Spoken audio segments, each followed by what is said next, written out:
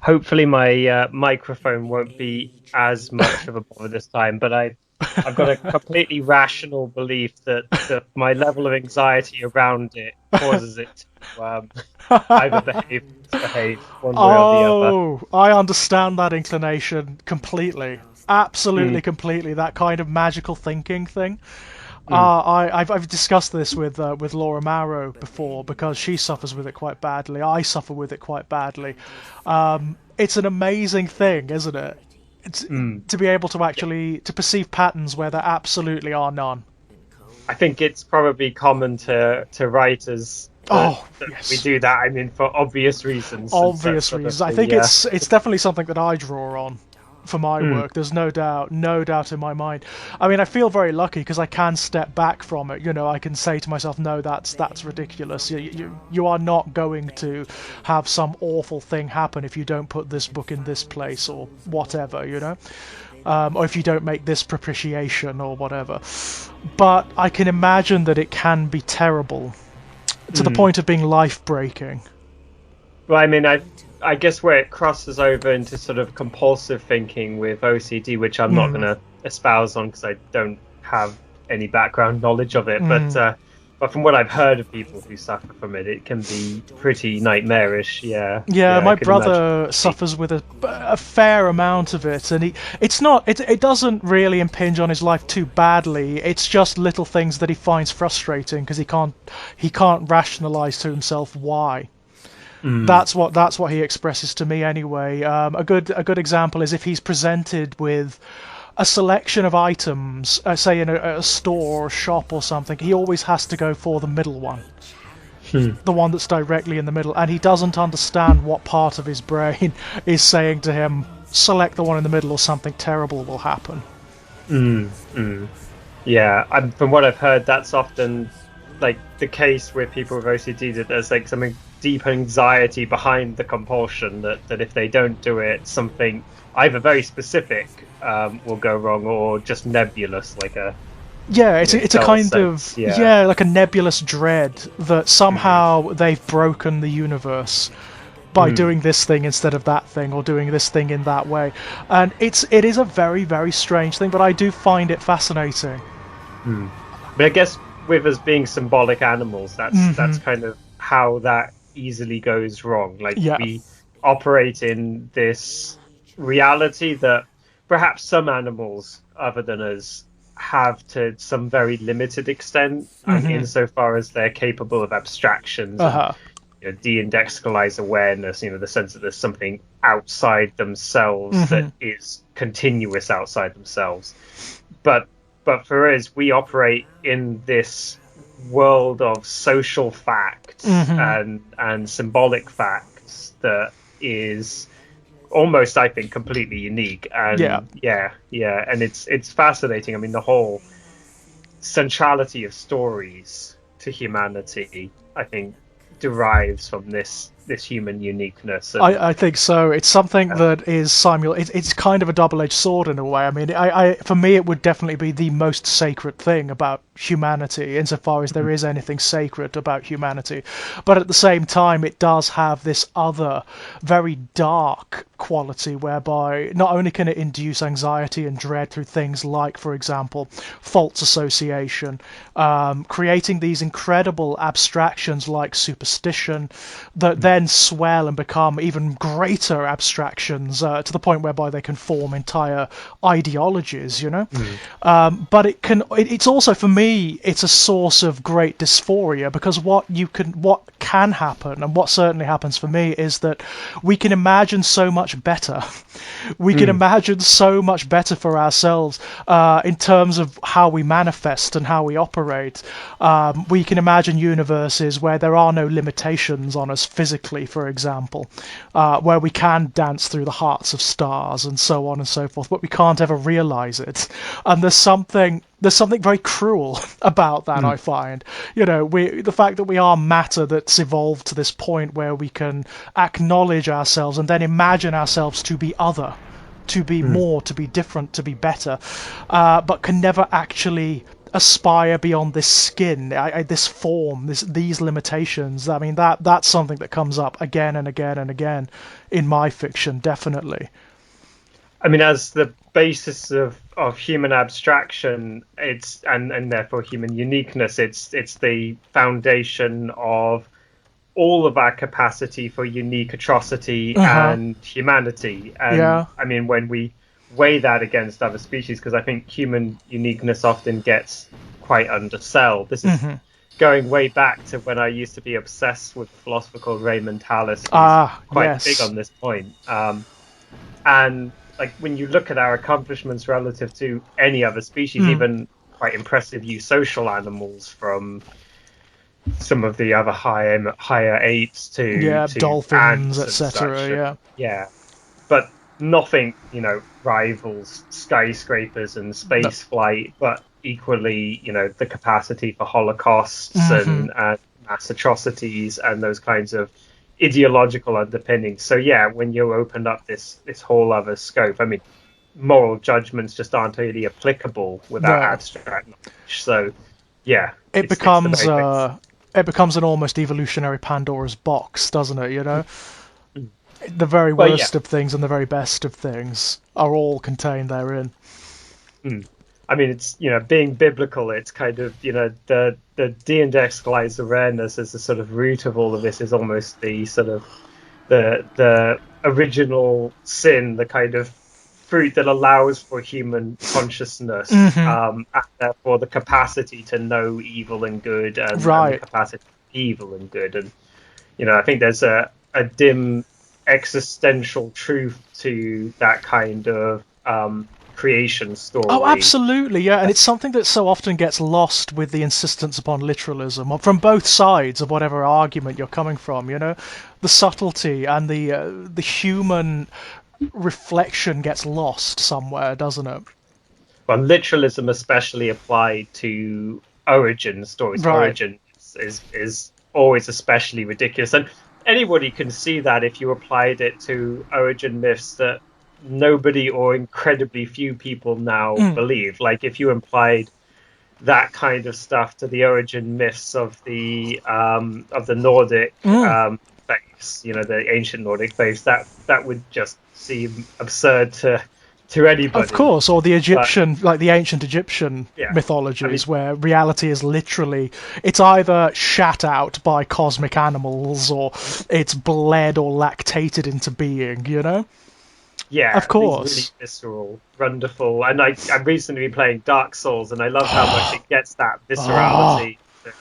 Because that's it's actually an apocalypse, but it's an apocalypse that's very reflective on origins and creation myths. Oh, it's beautiful, isn't it? I mean, I think the Dark Souls games in particular, they capture a certain metaphysical ennui that is so sublime and so apt for the situations in which we find ourselves. The notion that this universe into which you're thrown is cyclical, for one thing. Yes. Where it's this moribund metaphysics where, there are these incredible, miraculous entities and powers, and there are the eruptions of these incredible civilizations, almost utopian civilizations. Gwyn's Age of Fire, it is essentially a utopia, isn't it?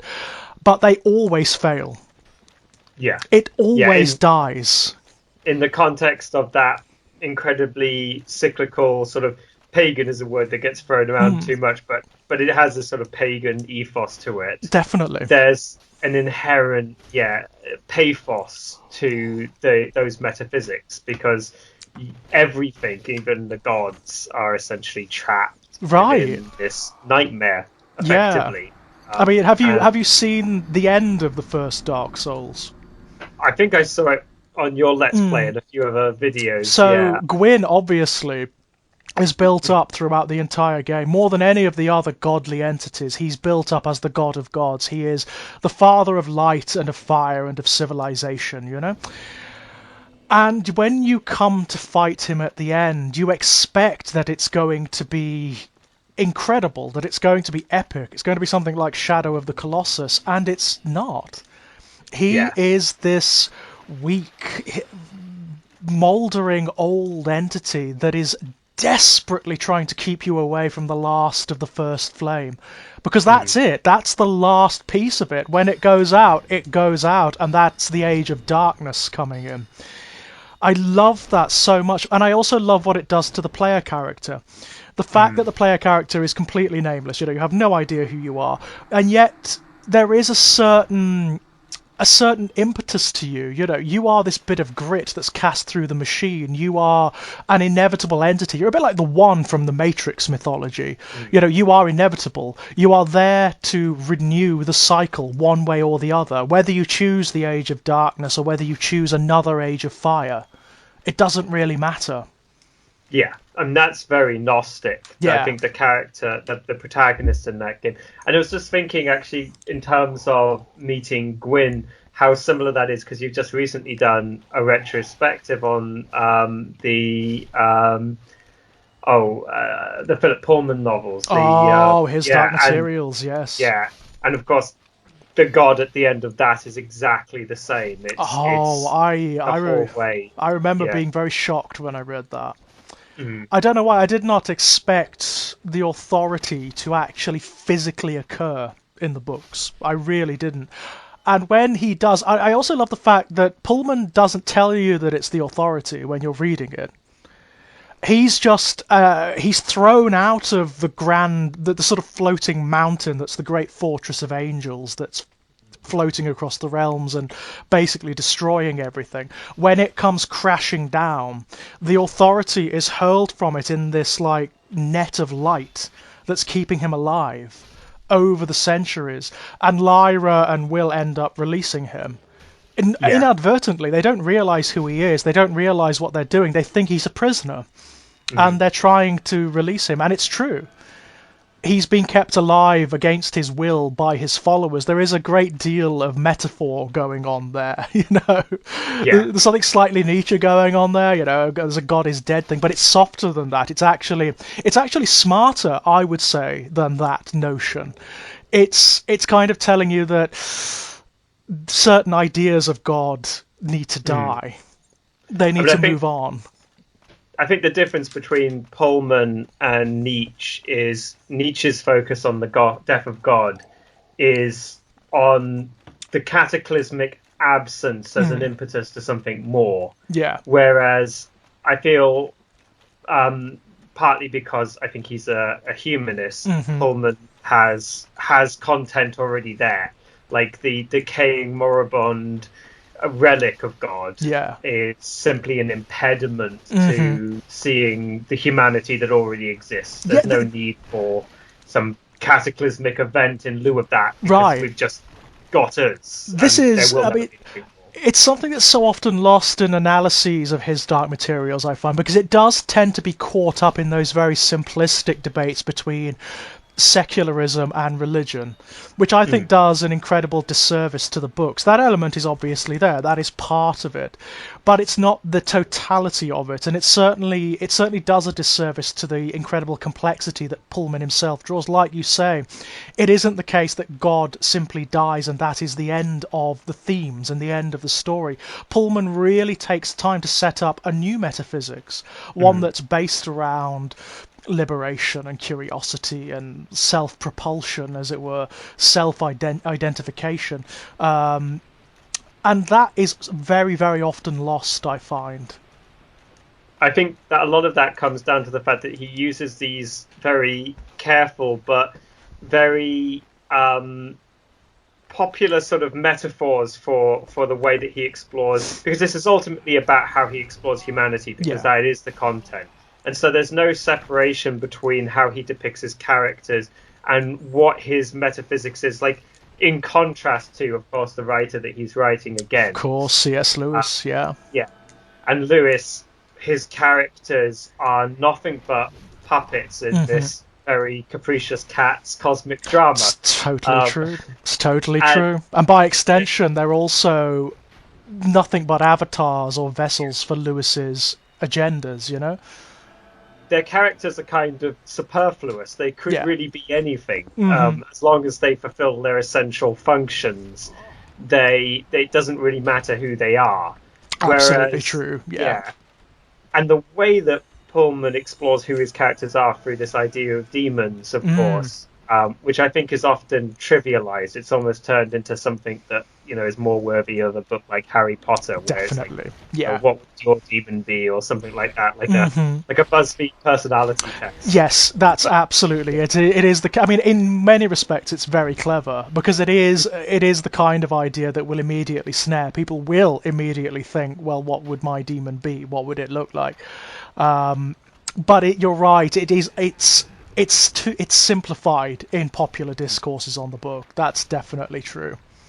Because the metaphorical resonances of what he's actually saying about his characters, and of course, the way that the demons are done. Because if you were going to do it just simply as a kind of, everyone has their own little special attendant who represents them in some unique way.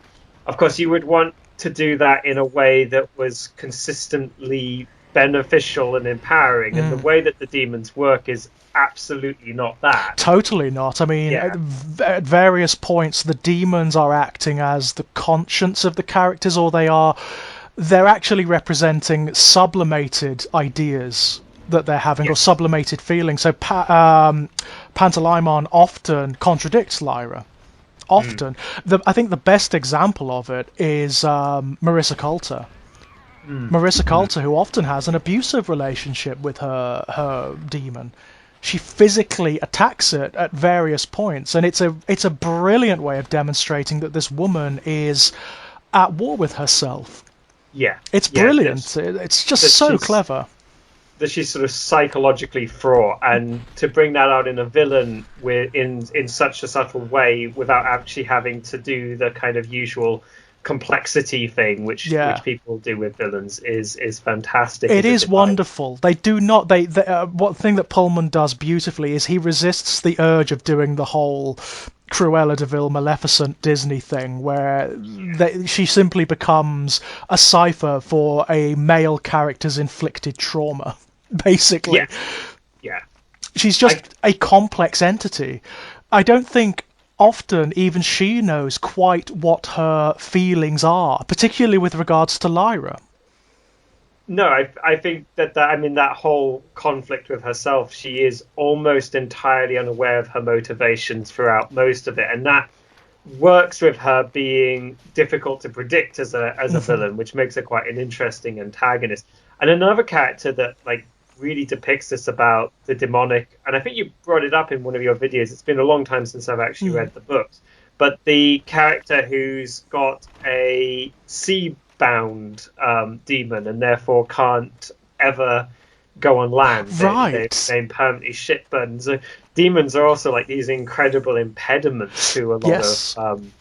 And that's a fascinating device. And, I do think that Pullman points out, actually, because he doesn't make a muchness of the demons in the books. He doesn't actually sit down and explain, oh, demons are this and demons are that. He lets you explore it through the characters primarily. But there are a few moments where he explores how there are people who are in conflict with their demons. So there are people who would rather have had a wolf for a demon because they have a very particular idea of themselves, and they end up having a ferret ultimately. And so they are actually in conflict with themselves, whereas people who are not tend to be at peace with their demons as well. And there are also examples of that in the book. So Lee Scoresby, for example, completely at peace with his demon. Probably the best example is Lord Asriel. Yes, there's no conflict, even though he's got very insidious motivations quite often. He's absolutely of a piece with what he wants to do. Oh, he's so certain. I think that is what makes him so. It's what makes him seem so simpatico with his particular demon, to the point whereby they are almost one entity. He's kind of that wonderful example of a disturbing utopian, utopian who. I mean, you get this character every so often. Example I really like, although the director is a bit so right now for various reasons. But Joss Whedon's the one that came out of Firefly, Serenity. Oh, Serenity, yeah. Villain of that, the one that works for the autocratic central state of this galaxy, just being on this sort of merciless mission of carnage, but absolutely convinced that every single thing he's doing is for the greater good in that sort of typical way. It's can be very hammy, and of course it's easy to parody, but it's very easy to parody, and of course there are so many bad examples of that archetype in a lot of popular fiction. I think Azrael, though, really the reason Azrael sells it is because of the stakes. I remember very vividly, because the book plays it as a complete mystery right up until about halfway through the subtle knife is when you start to realize what Azrael is actually doing. But when you do realize there is this wonderful breathlessness, because it's so huge. It's not even like a normal utopianism where it's establishing a better society or a better state of play. It's undoing the fundamental assumptions of everything in all realities and liberating them thereby. I mean, going back to that idea of cycles and Dark Souls and the like, he's undoing the cycles. Yeah. And then that's an interesting project. I mean, of course, the way that works in Dark Souls is utter sort of Lovecraftian nihilism. Well, you find out that it's impossible. Yes. When you come to the second game, you're in a totally different place, and yet there are these bizarre echoes of what happened in Lordran in the setting of the first game. The setting of the second game is called Drangleic, and initially you assume that, well, it's another country in this world, or it's another area. It's not. It's the same world. It's just another manifestation. It's another cycle. And all the same archetypes are there, or there's even a Gwyn equivalent, you know? They have the same entities knocking about, but in different manifestations. And what you discover is it doesn't matter what you chose at the end of the original Dark Souls. The same metaphysics just plays out again and again and again. The world reorders itself and becomes some other condition. And eventually the flame starts to die. Eventually the undead curse comes back, and the darkness starts to creep in, the abyss starts to seep up, and eventually it all breaks down again and starts all over. What I love in Dark Souls 3 is that they clearly acknowledge this, and they use it as an excuse to end that metaphysics. By the end of Dark Souls 3, it's all breaking down. Whatever metaphysical engine is impelling these cycles is dissolving. So by the end of Dark Souls 3, you have this situation where all realities are tending together, all possibilities are just collapsing in on one another. And by the end of Dark Souls 3, it's done. The metaphysics, everything, after millennia, because you never know how many cycles there have been in between the games either. There's the point in one of the games where you go and see all of the different trees, which are all, of course, the same tree, and there's hundreds. That's right, yeah. Remember, yeah. So it's certainly heavily implied that this is a long-lived multiverse. Yeah, that's right. That's not even the right term.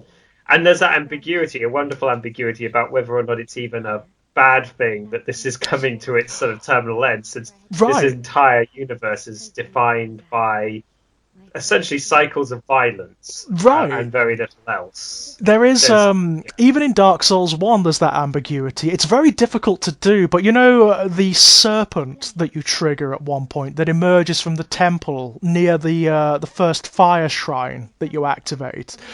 There's this world serpent, a sort of a Jormungandr-style creature, and he basically tells you your destiny, that you are destined to go and rekindle the first flame and restart the cycle of light over. However, there is an alternative to him in the abyss, and it's very difficult to trigger. You've got to do a certain number of things in a certain way in order to get him to turn up. But if he does, and you go and talk to him, he tells you the exact opposite. He tells you that Gwyn and the gods are liars, and that the cycle of fire is actually a prison for the dark soul of humanity, and that the abyss was always meant to occur. It was always meant to be this way. The abyss is not a terrible thing. It's the inevitability of this universe, and a new condition will arise as a result of it. What I love about the game is you never know who's telling the truth, if any of them are. Yeah, that's my sense. There's this fantastic ethos through the game where almost everyone you're talking to who isn't just almost as tragically as pathetic as you are, and I think there's a sense of that about your situation. Definitely. So there's the various other questing type characters. Oh, those poor guys don't do very well. Yes. None of them. They all have terrible endings. All of them do.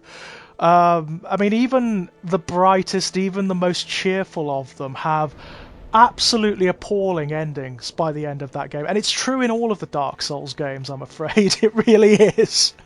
Yeah, I've got the sense of that from Let's Plays and various video essays and stuff. It is it's not a cheery universe. No. I mean, I will say this: the characters in Dark Souls, the ones that you meet along the way who are on their own fabulous quests, people like Solaire, like the Onion Knight, for example, they are friendlier and more cheerful than the ones you find in Bloodborne.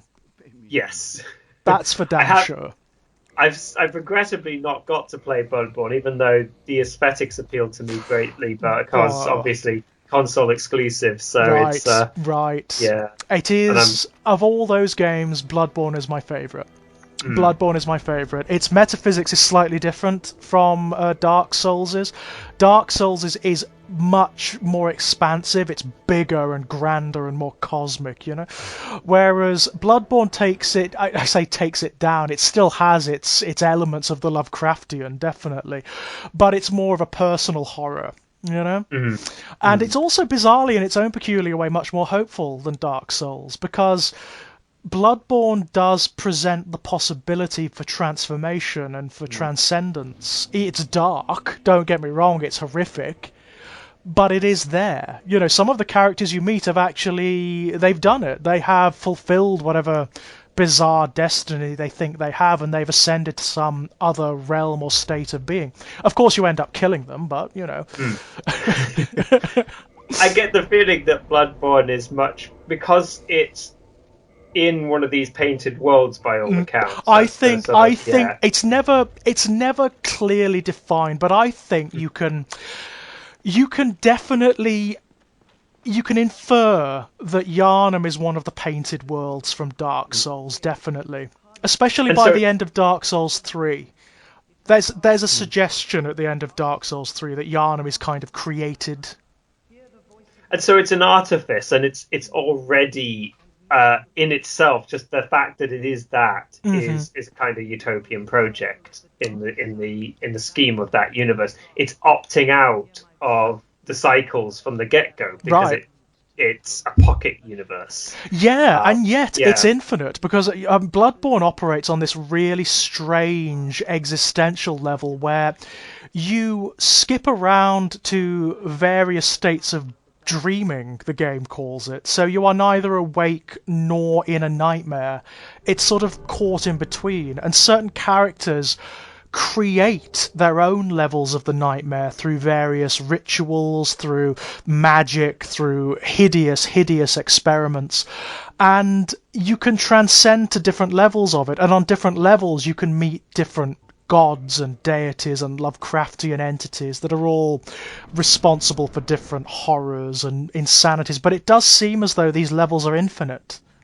I mean, again, all of that connects to this theme of artifice that runs through Bloodborne, and I think that's explored in a very alchemical way in Bloodborne. Definitely. It's about self-creation, and it's about using these natural forces for the perfection of the self, insofar as whatever that actually takes, and obviously there's numerous hideous ways that's articulated in the game. It's horrific, yeah. I mean, the very notion of the hunter's dream, which is sort of the hub world, where you go whenever you die, the whole notion of the hunter's dream is exactly that. It is essentially a place created by the first hunter, Gehrman, where the hunters who have imbibed the blood, the sacred blood, go to, and from where they perpetuate the hunt. And the hunt is not a literal thing.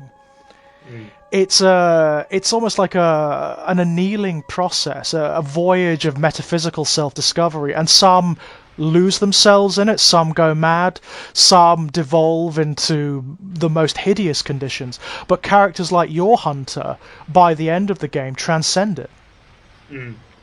They become something else. The notion of creating or becoming God, there's a very technical word I remember from occultism, but I can't recall it. It begins with TH, I think, but never mind. Yes, Theo something. Yeah, Theog, something like that. Something like Theogenesis, something like that, isn't it?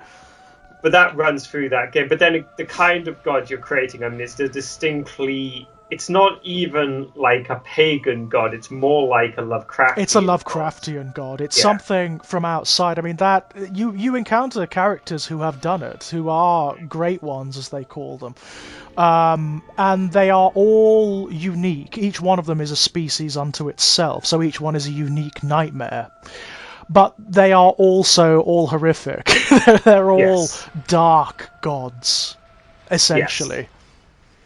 And within the parameters of that universe, like, judging that is really difficult, because the ends of these various people becomes itself very strange, like what they're after, what states they're seeking.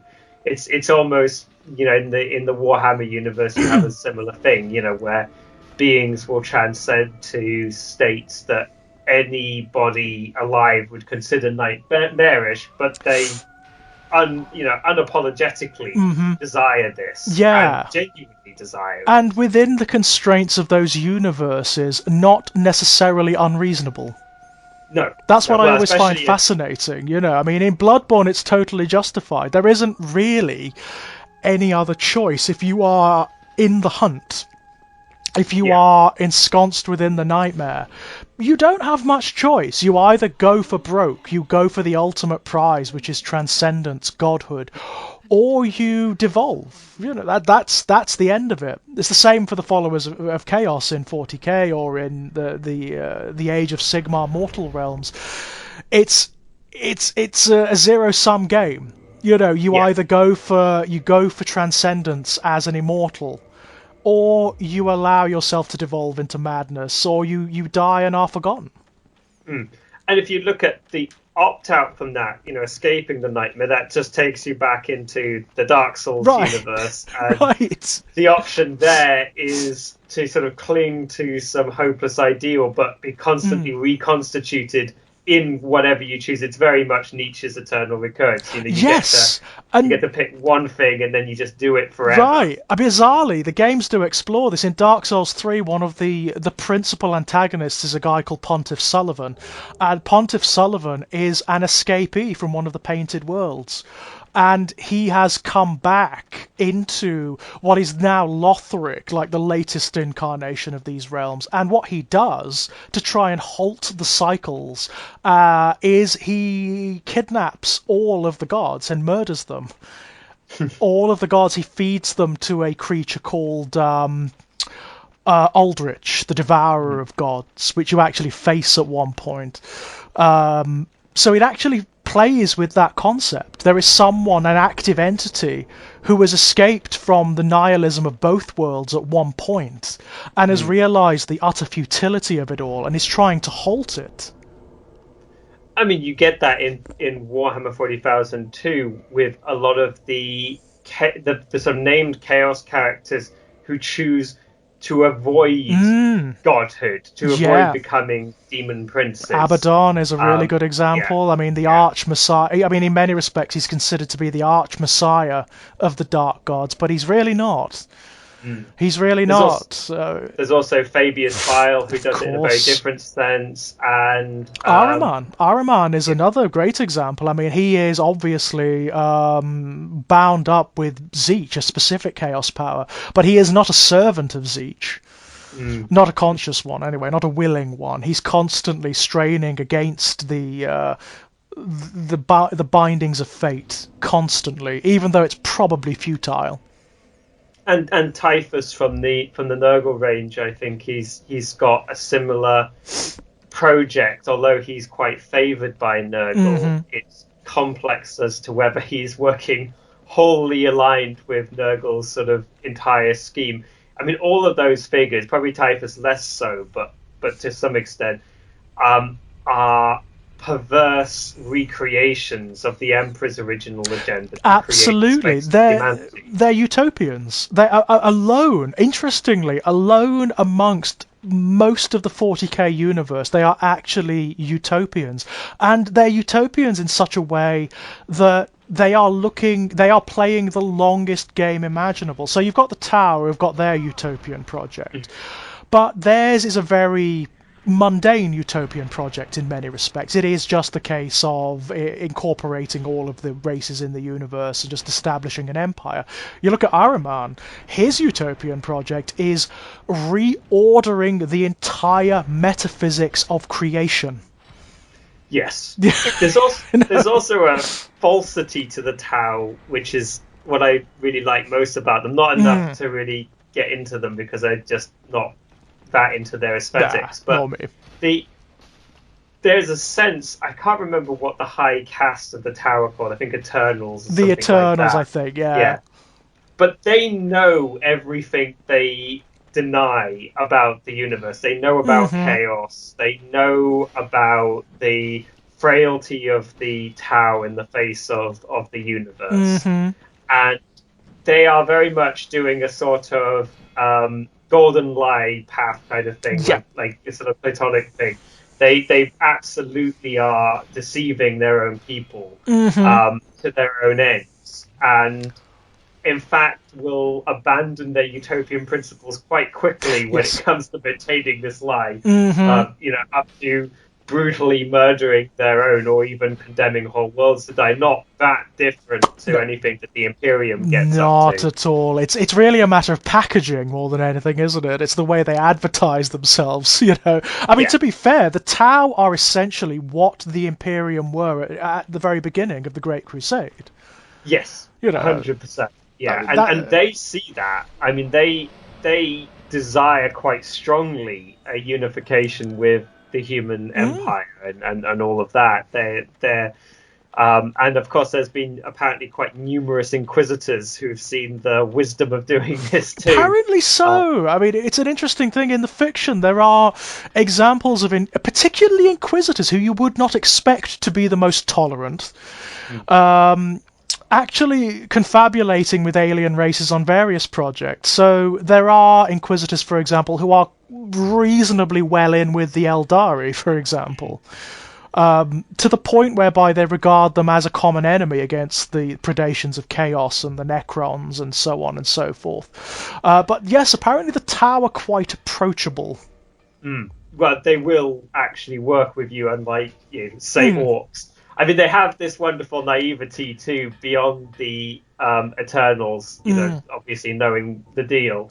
And I do love the stories of the Tau's original encounters with the orcs, where they try to absorb them into the Tau Empire and make, various diplomatic entreaties. There's a wonderful battle report in White Dwarf, which was quite well narrativized, as they're sometimes not really. But this one was quite comically done, and it was over a horde that one of the more piratical orcs had. Yeah. And the Tau had decided that they were going to risk quite a lot to destroy this horde because the orcs valued it so much. They won.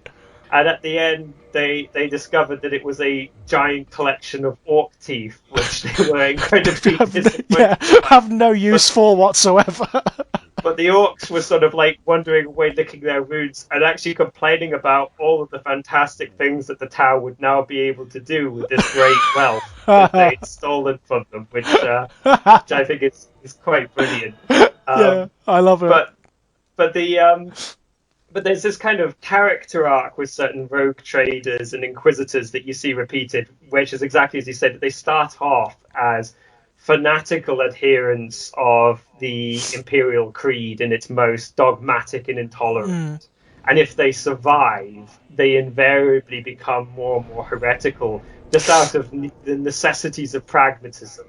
It does seem to be the case. I mean, what tends to happen is the Inquisitors, because they're privy to so much information and knowledge that no other human being in the entire Imperium is, even many of the Primarchs were not privy to this information.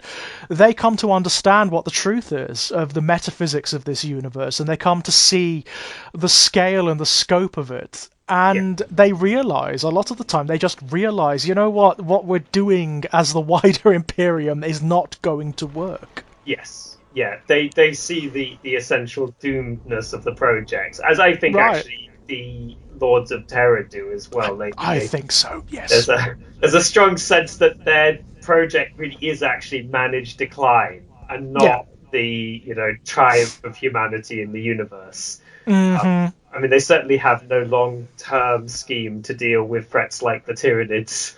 Definitely not. Well, it's impossible, isn't it? I mean, one of the things I do love it when they play within the fiction is the scope, the insane, impossible scale and scope of the Imperium, where you've got worlds out there that they're populated by cultures of humanity that are like our medieval history, or they're at the Iron Age or whatever, and they have no notion of there being a wider Imperium, or if they do, it's very mythologized, and they haven't had any real contact with the wider Imperium for millennia.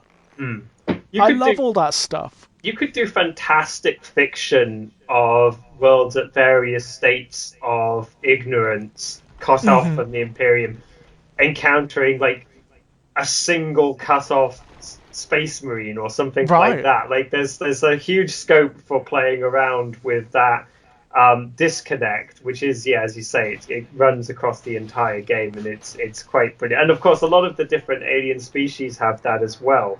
Of course. Like the knowledge base of various of the quote unquote more primitive species is kind of highly open, including, of course, many orcs, which are often feral creatures that exist only on singular worlds without any technology at all. They just, subsist. It's, I mean, the ones that fascinate me more than any of the alien races are the Eldari. I love the Eldari so much. They were my entryway into 40k. My first army was back when they were the Eldar, way back when.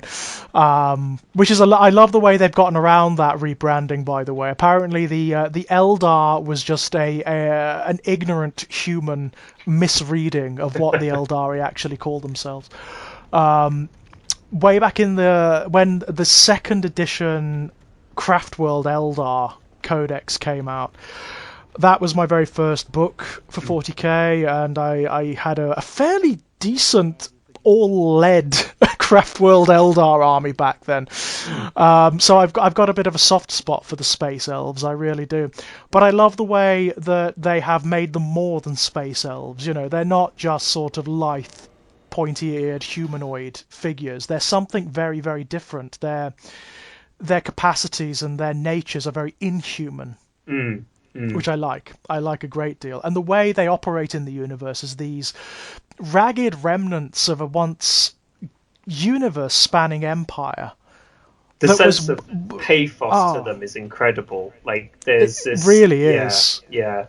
I mean, again, that's actually comparable to the stuff we were talking earlier about sort of Dark Souls and stuff. There's this wonderful notion of this resplendent civilization, and then the decline, and then this current state, which is sort of created new and interesting forms of extremist ideology within them. That sort of just that continues to corrupt them. Of course, I mean they can't help being these like incredibly psychically sensitive beings, and therefore shifting the universe around them incomparably more than almost any of the other species. And so every idea they get just alters the entire fabric of the universe, usually in ways that are not to their long-term benefit. Right, and even when it seems to be, there is always deliberately an ambiguity drawn. So one of the biggest shake-ups that came recently was, of course, with the creation of the Inari, the splinter faction of their race, which worships, well, doesn't even worship, but is utilizing the Eldar god of the dead, has actually facilitated its rebirth into the universe. Or has it? There's always this wonderful ambiguity where a lot of the Eldari race do not believe that what has come back is Inead. They believe that it may be some kind of demonic force, or even a form of Slaneshi trick. And what I love is when you look at the Inari miniatures, they've incorporated that element into them.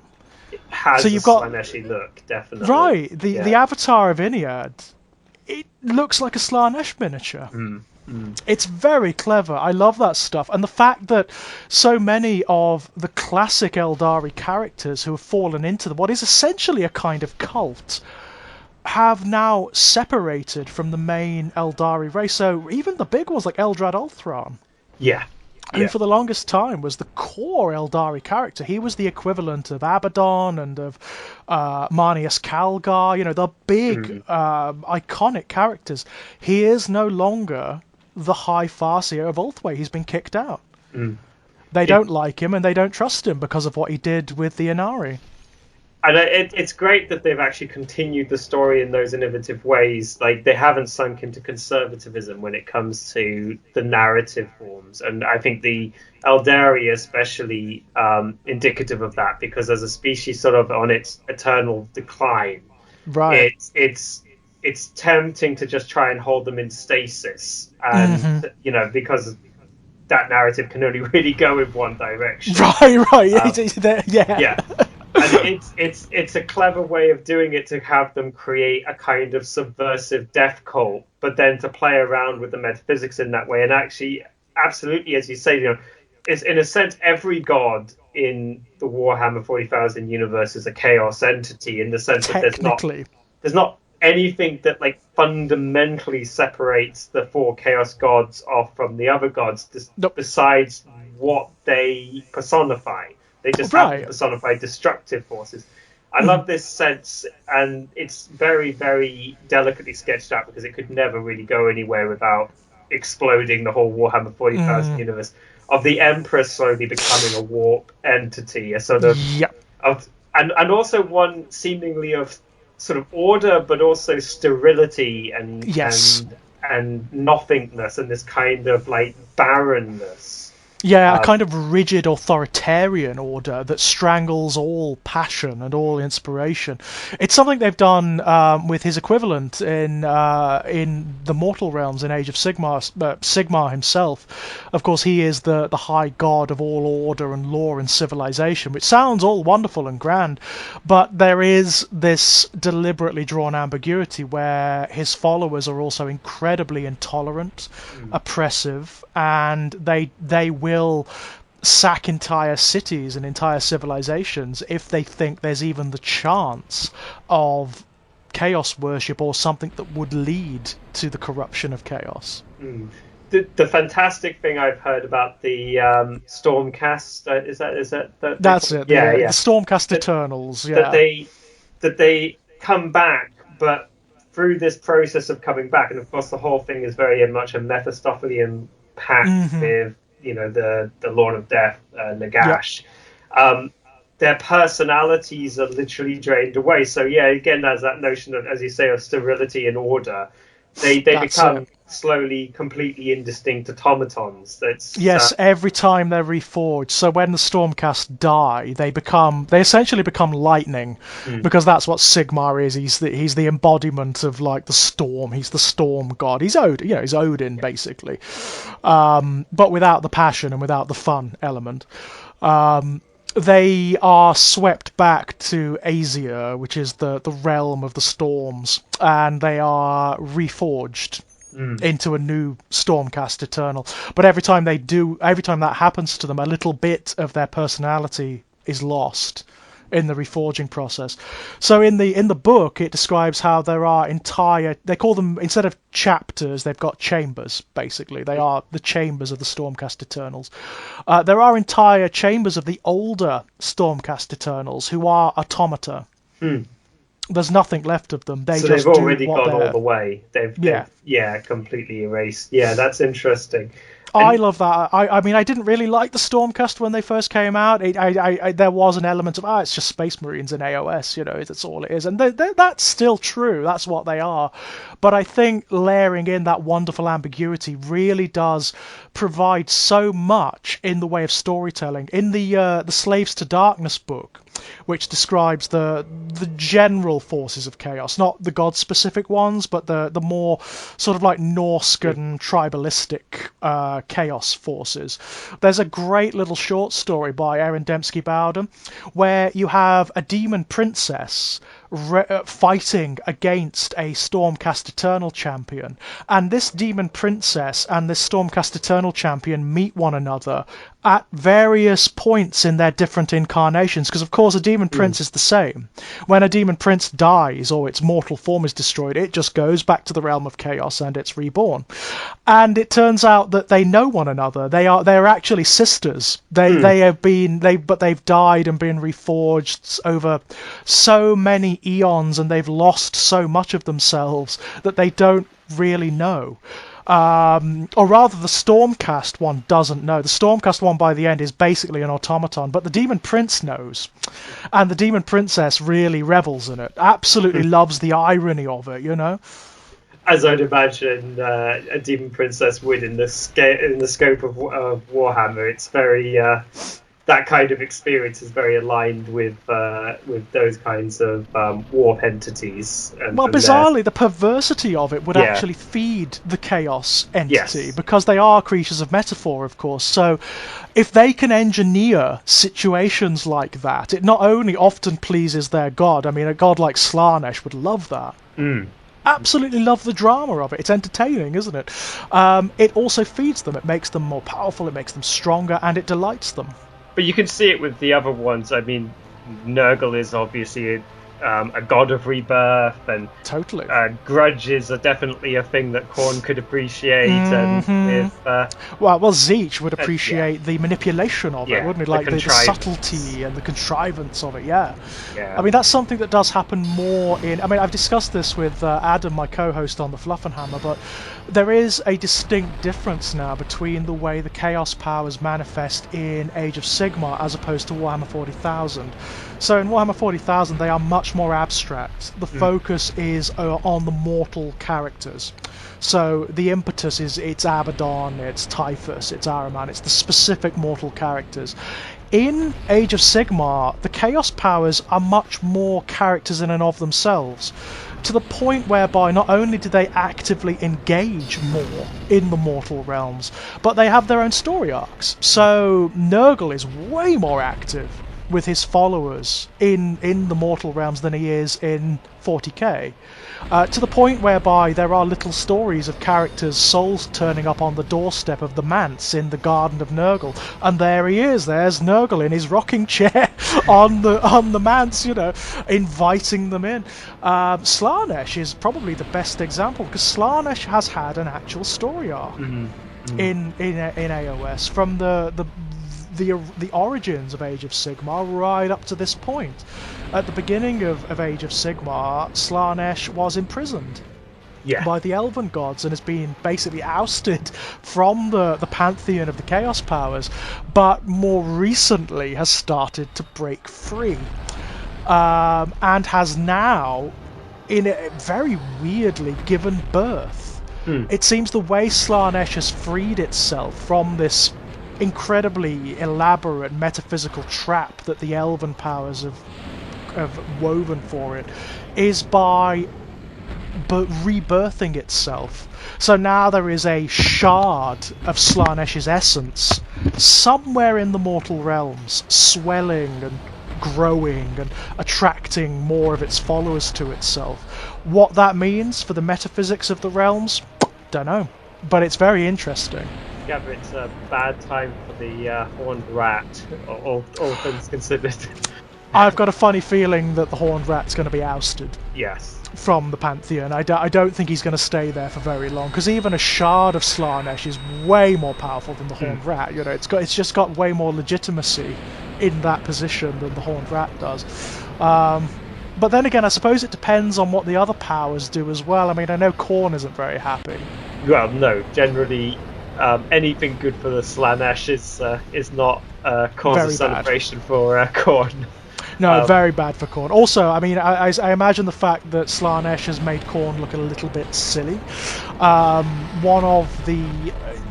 Do you know how, like, Slaanesh was bound? Have you read about this? No, I've only heard bits and pieces of the narrative. But Well, essentially, you've got there are two realms. There's Hysh and Ulgu, and Hysh is the realm of light, and Ulgu is the realm of darkness. They're two of the mortal realms that were created from the original Winds of Magic, from the old world. And there's a state in between them called Ulgish, which is like contradiction. It's a realm of contradictions. It's both light and darkness. And the elven gods, the elven powers, lured Slaanesh there and bound it with chains that are forged of contradiction. The only way those chains can be broken is if some profoundly paradoxical thing happens in the mortal realms, and each one requires a particular kind of paradox to occur. And one of them was that it would require the input of the creature that hates Slaanesh the most to shatter it. And so Slaanesh went about this very elaborate game of baiting Khorne, basically, and just rousing his ire, to the point whereby Khorne physically got up out of his throne, strode across the realm screaming, and the sheer force of his bellow reached Slaanesh and Ulgu and shattered the chain. If you want to bait one of the Chaos Gods, it's probably best to be Khorne, because he seems the easiest to provoke. Well, I mean, the thing with Khorne is he wouldn't be able to resist, would he? Because it's his nature. No. That's his nature, and that's the thing with Slaanesh. They've subtly rewritten Slaanesh for the mortal realms recently. For example, he's not just the god of desire anymore. He's actually, what they've done is rewritten him so that he is not the god of a specific emotion like the others are. All of the others have a specific emotion at their core. So Nurgle is despair, Khorne is anger, and Tzeentch is hope. Slaanesh is empowered by degrees of emotion rather than any specific emotion. So any emotion or state taken to extremes or excess empowers Slaanesh. And what that has done is made Slaanesh's position in the Pantheon very variable. The other Chaos powers, apparently, are rather perturbed by Slaanesh, because, of course, they are all creatures of obsession themselves. Yeah. Obsession definitely seems to be the right word. And I think that was always implied by the way that Slaaneshi forces were characterized as creatures of excess more than anything. Yeah. And I think it tended to focus on obsession to do with sensation and those kinds of physical hedonisms. And that's right. I think the shift, and that's definitely observable in 40,000 to a lesser extent, although they still haven't really unpacked Slaanesh that much in 40k, and I've got a funny feeling. I've got a funny feeling that is coming. You know, it would be a waste for them not to, given the raw work they've done in Age of Sigmar with Slaanesh. I mean, the new Hedonites book is amazing. It's really good. It's such a brilliant read. I mean, they've complexified Slaanesh and his followers to the nth degree. It's fascinating. It really is. I love the psychological complexity of characters that worship gods like Slaanesh and how they fall into it. And often they do. Often they do just fall into it. It's not necessarily a matter of conscious choice or of fault. You know, they don't even realize what's happening to them until it's too late. But they need to carry that over to 40k, and I'm sure it's going to happen. I'm sure it is, given how good the Death Guard book is. Yeah. The new Death Guard book is something else. I need to get that one still. I love the previous one, and this one is amazing. Yeah. I mean, they've gone to town. I mean, it's so clear that this is a labour of love. It's so clear that the design team have gone, you know what, we love these guys. We absolutely love this range. We love the background. We're just going to dive deep into it. I mean, what we were talking about before, the strange utopianism of certain forces in 40k, even when on the face of it, that would seem contradictory. One thing they've gone heavily for in this new codex is how utopian the Death Guard are. Yeah, I mean, I think that's heavily there, both in Typhus and in a very different way in Mortarion. He's a failed utopian in many respects, whereas Typhus is still keeping the dream alive. But also, Nurgle more generally, I mean, we were talking about cycles and different attitudes to take them. I mean, Nurgle is I guess in a really depraved, strange way, to the Nietzschean question, do you accept the equation, the demonic equation of living your life exactly like this over and over again? Nurgle is enthusiastically saying yes and making of the cycles themselves something utopian. Absolutely. And for Nurgle, his enemies are basically anything that disrupts that, anything that tries to create stasis. I mean, of all of the gods, in many ways, has the most to complain about in terms of the Empire. I mean, you can see how Slaanesh can operate quite well within the repressions of the existing Imperium because of its, totally.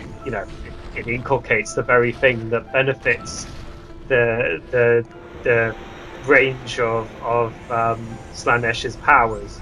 And with Khorne, obviously, Khorne is obvious. Machine. Yeah, I mean, the whole thing is a war machine, so nothing to complain about there.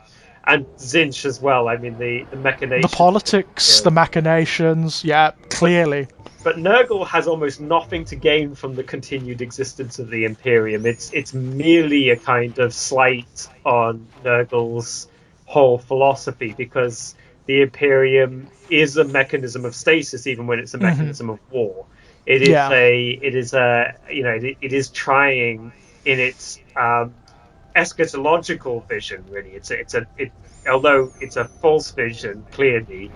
It's a vision that sees a linear progression to some particular point, and everything Nurgle rejects. Everything, yeah. I mean, also the fact that the only thing I can think of that the Imperium would benefit Nurgle by is the fact that it does induce incredible despair in many of its incumbents. So that would definitely prove a breeding ground for Nurgle's aspects. But on a wider sort of metaphysical scale, that linearity is antithetical to what Nurgle represents.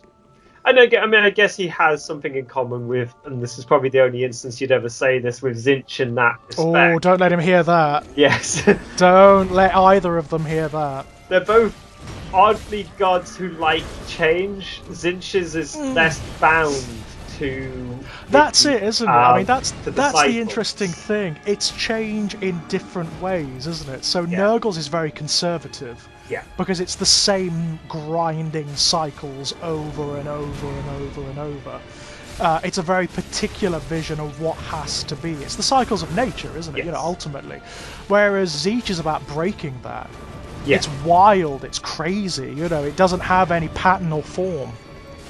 And they both have obviously a lot to oppose to an agenda that wants stasis as, I mean, the warp entity around the Emperor, who is obviously completely distinct from the Emperor himself, because it clearly has a difference. I mean, obviously, and quite interestingly, it's the warp entity created by the Imperial Creed, which is obviously created originally by a now Chaos worshipper. By Lorgar, yeah. And it's actually Lorgar's warp entity that is emerging in this very strange way. If they were really clever, as and when they do, and I'm sure this is going to happen when they do the Word Bearers supplement for the Ninth Ed Chaos Space Marine Codex, as and when that occurs, they could subtly introduce that very notion. Maybe that's the long-term game. Borg are literally worshipping this being of order that's being inculcated within the Imperium. That would be fascinating. Wouldn't that be interesting? And the only way he can do it is by fostering the chaos powers, in opposition to it. And that creates this whole different dynamic to the utopians like Fabius Bile, where his path is the creation of a whole new chaos god, or even actually a non-chaos god. With Fabius Bile, it's actually what he wants is to bestill the warp. Yeah. So just leave it empty and stagnant. I've always wondered if Fabius Bile has ever just thought of casting his lot wholly in with the Tyranids, because their agendas have. I mean, obviously Fabius Bile has this actually quite sentimental, although he would never admit it to himself, attachment to humanity still. Oh, he clearly does, and that's why, that would happen.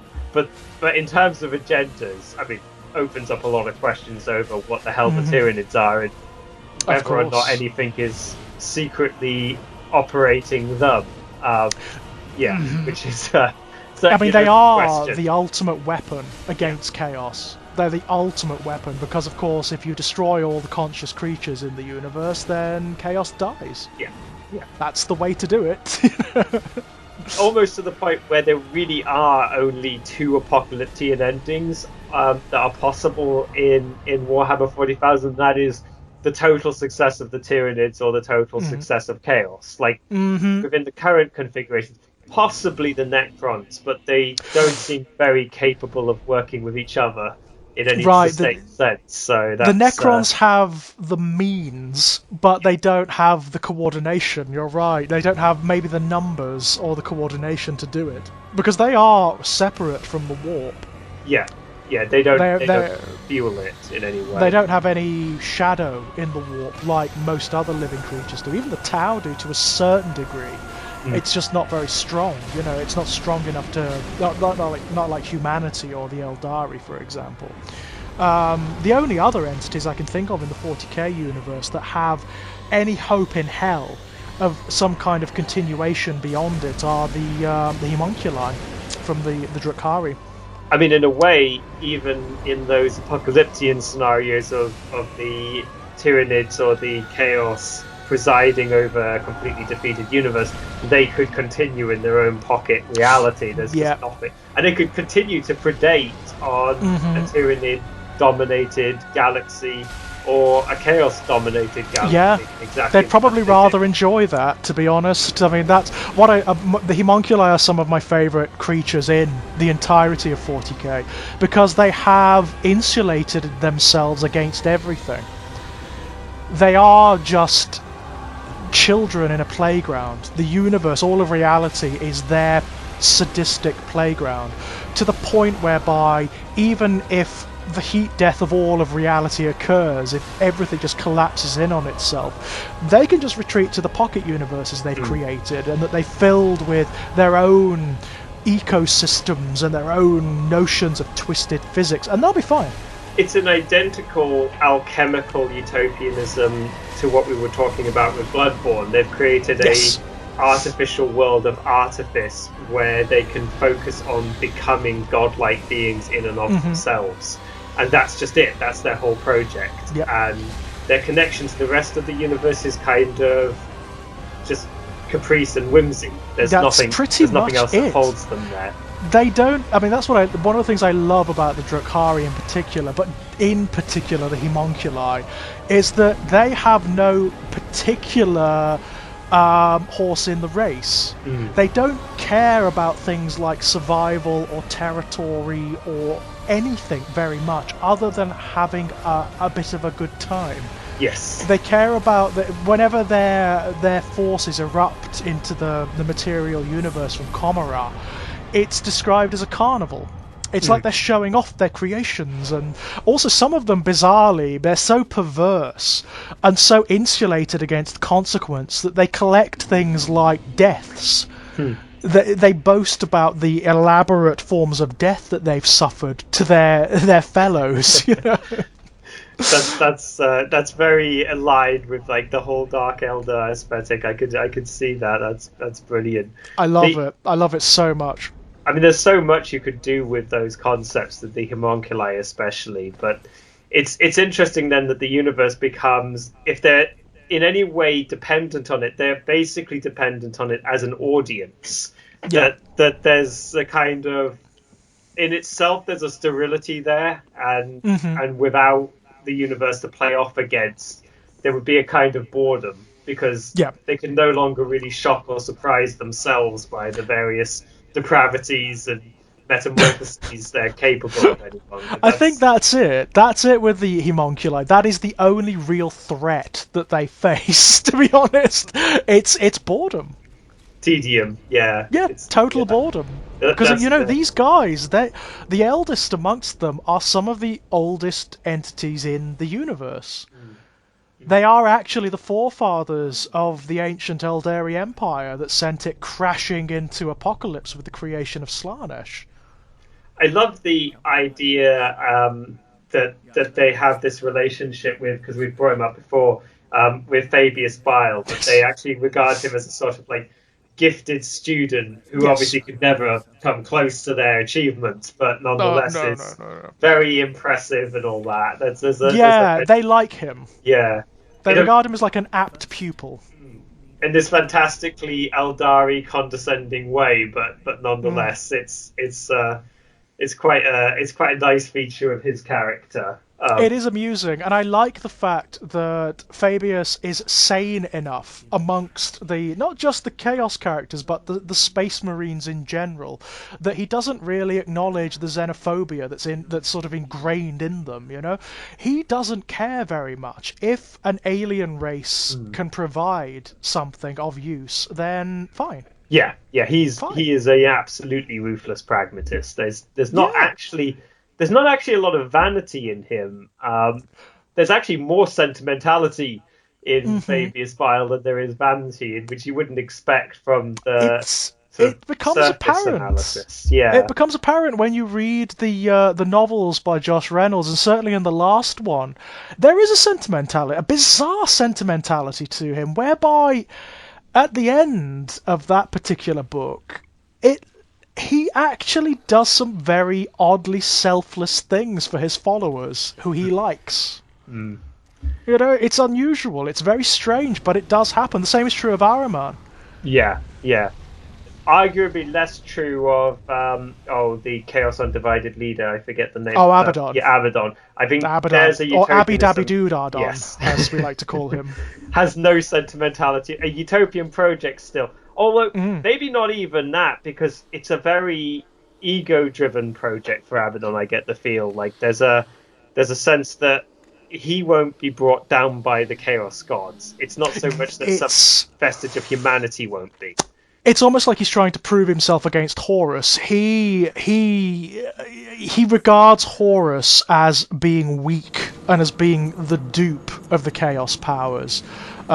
He believes that Horus allowed himself to become the puppet of gods in a way that he won't. Which is, if anything, the gods are going to fight over him. Yeah, I mean, they've done that with Archeon in the Warhammer, the Age of Sigmar world as well. Very much. Yeah. I mean, they've emphasised that hugely with the more recent Slaves to Darkness release. Archeon is actually now a very different character. What they've drawn is that he doesn't like gods at all. He's actually trying to facilitate a state where the gods die, where there is it's a godless universe, essentially. And that includes the Chaos powers. And they are actually kind of afraid of him in many respects, because he has the power and the authority and the will to do it. I mean, the hilarious thing about that is his project is, although aesthetically quite different, functionally identical to the Emperor's original project in that sense. Many respects. Yeah, there is overlap there. There is a lot of overlap. I mean, one of my favourite bits of writing in one of the more recent books is when Archaon actually finds Slaanesh in Ulgish and is trying to free the Chaos Power for his own ends, obviously. And Slaanesh is speaking to him. Slaanesh is talking to him as he would to a sort of returned lover. And Archaon's response is like, "Oh, shut up." He basically says to him, "If you don't shut up, I'm going to leave you here." That's fantastic. That's probably the first time that's ever happened to Slaanesh, I would imagine. Yeah, well, Slaanesh loves it. Slaanesh can't help but love that kind of thing. What I love about Slaanesh is that nothing can displease him. Yeah. Nothing can. Even his own imprisonment, which you'd think would be a problem, actually he regards in this very ambiguous way. When he's originally imprisoned, there is this kind of scream of rage that then becomes a shock of pleasure because it's new. And it's interesting, and it's never happened before. I love that so much. I was just recently revisiting the first of the Hellraiser films, and with Slaanesh, also, obviously, with the homunculi, the influence is clear. They're Cenobites in space. Yeah. They are exactly absolutely Cenobites in space. Yeah. And that's a dominant theme of Barker's metaphysics, obviously, that idea of, again, it's not hedonism in the simplistic sense, it's that capacity to enjoy and relish all experiences.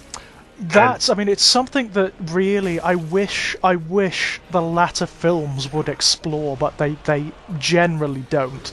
They go for pretty much simplistic 1980s horror movie schlock after that one.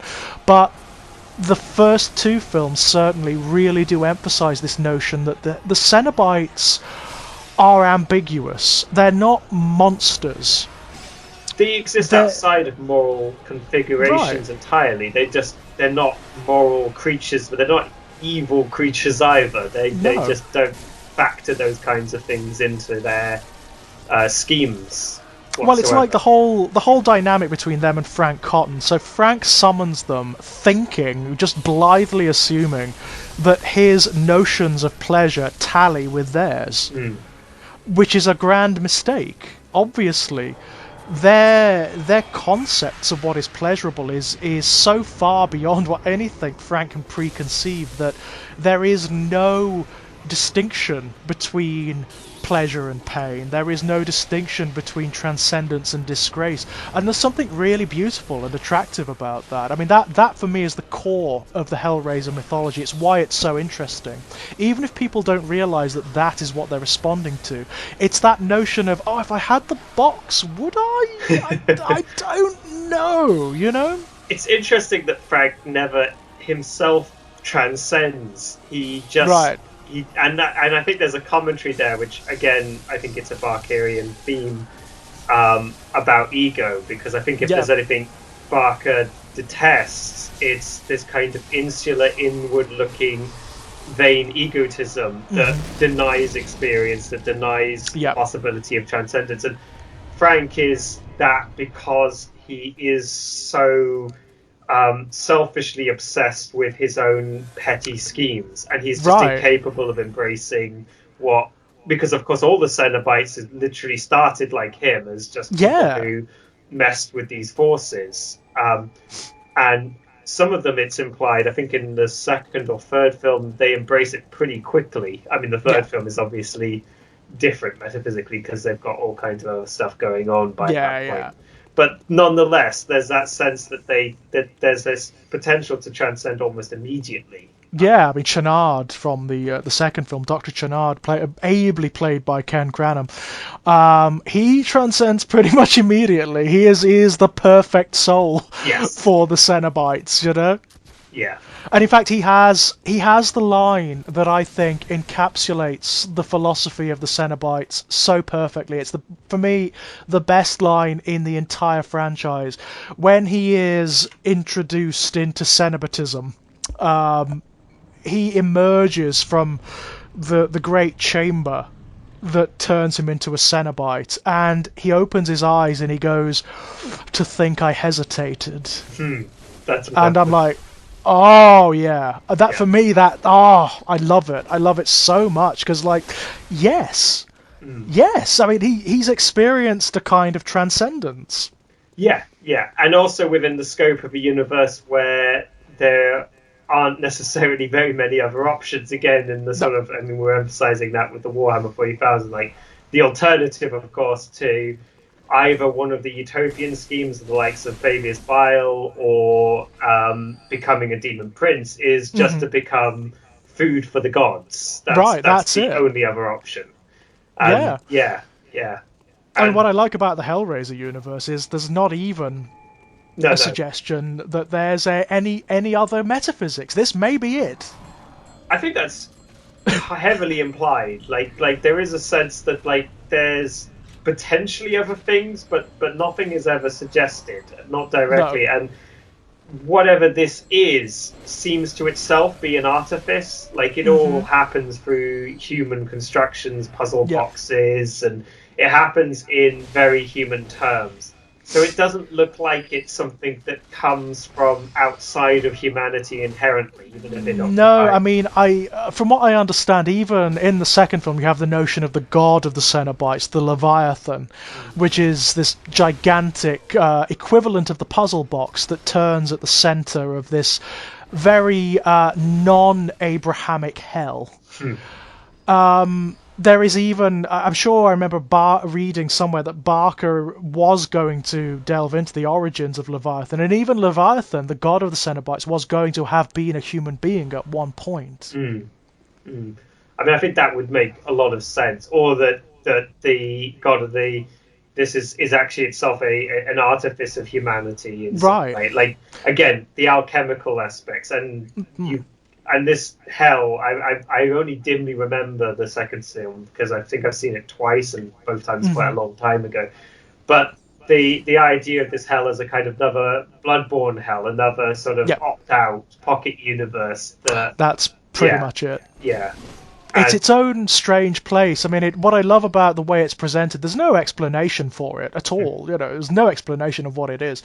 But when it's summoned, when the box is opened and the ways into this strange labyrinth occur, it's like it interweaves with physical reality. So you'll get pockets and areas that are drawn in from our world in that place, and it's also a psychoscape, so it remolds itself according to whoever's there, mm, and there's innocence is no defense against it. It doesn't make any moral judgments really. So characters that are ostensibly innocent, like Larry from the first film, who doesn't really do anything terribly wrong other than being a very very boring husband, which I'm sure Barker would think is sin enough. But he ends up there. mm, mm. He's there, definitely. Julia, obviously, but, I love Julia so much, and I love Claire Higgins. I think she's great. Oh, she does that part so well. There's a kind of there's a sort of restraint to it that you wouldn't Mhm. expect from a character like that. Like there's a way of doing that character that would be considerably more playing into the role in a sort of like stereotypical way, in a sort of like Yeah, predictable so, way. Yeah. sort of like a 1980s horror villain, like Freddy Krueger, sort of. But she doesn't. I love the way the film, like when she commits her first murder for Frank, for example, it's this incredible moment of trauma for her. It's But it's there's no horrific. relish. There's no relish at all. And in fact, there's not even that much relish in her later murders. She just gets more accustomed to it. Yeah, Um, but I do love the fact that if you watch the way the film frames her, as she goes on, she becomes more statuesque and she becomes more beautiful, and the hair gets bigger and she becomes more like Bride of Frankenstein. yeah. I just love that stuff. I love the way she kind of transcends as well. And of course, in the second film, she is something else entirely. I mean, she's an agent of hell. She has some of the most amazing lines in that film. When she re-encounters Kirsty after she's been resurrected, she has the line, they've changed the rules of the fairy tale. I'm no longer the wicked stepmother. Now I'm the evil queen.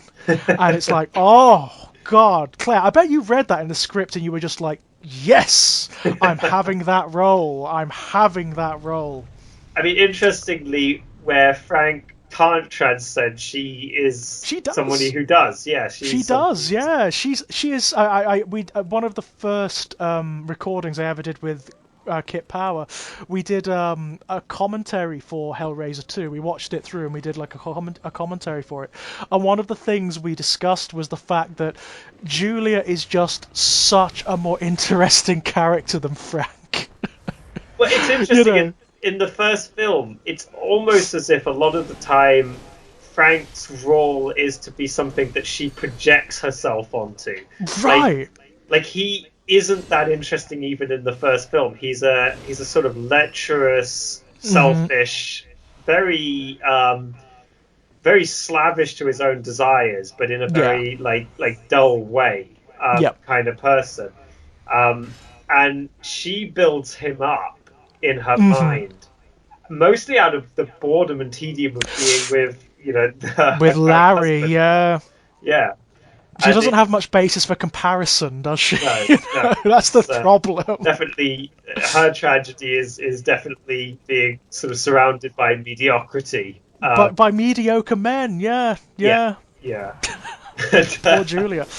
But she comes out of it, I'm telling you, she comes out of it very, very well. She's very powerful when she comes back from hell. And you're right, she is so much more complex because she does experience that transcendence where she buys into it, whereas Frank doesn't. I mean, because her main thing is that she is capable of showing that devotion to something, and she can show it to the world that the Cenobites provide her just as readily as she can show it to Frank.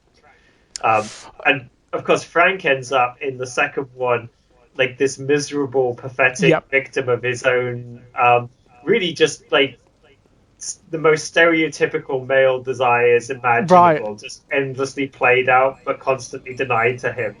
That's pretty much it. Almost being punished for the paucity of his imagination, which is a very very in line with with that kind of universe. It's you create your own hell in that universe. That's definitely the case. I mean, I think the Cenobites point that out actually when they first encounter Kirsty, because Kirsty obviously goes into hell to try and find Larry. She wants to save him, to bring him out, but Pinhead points out to her that it's impossible. He's in his own hell and you are in yours. So, sorry.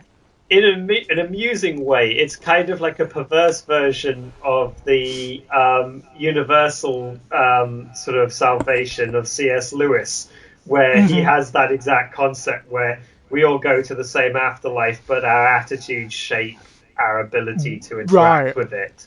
Only I don't think C.S. Lewis would quite as much enjoy the marriage of heaven and hell theme Barker employs. I mean, I would pay good money to have C.S. Lewis sit down and watch Hellraiser. I really would.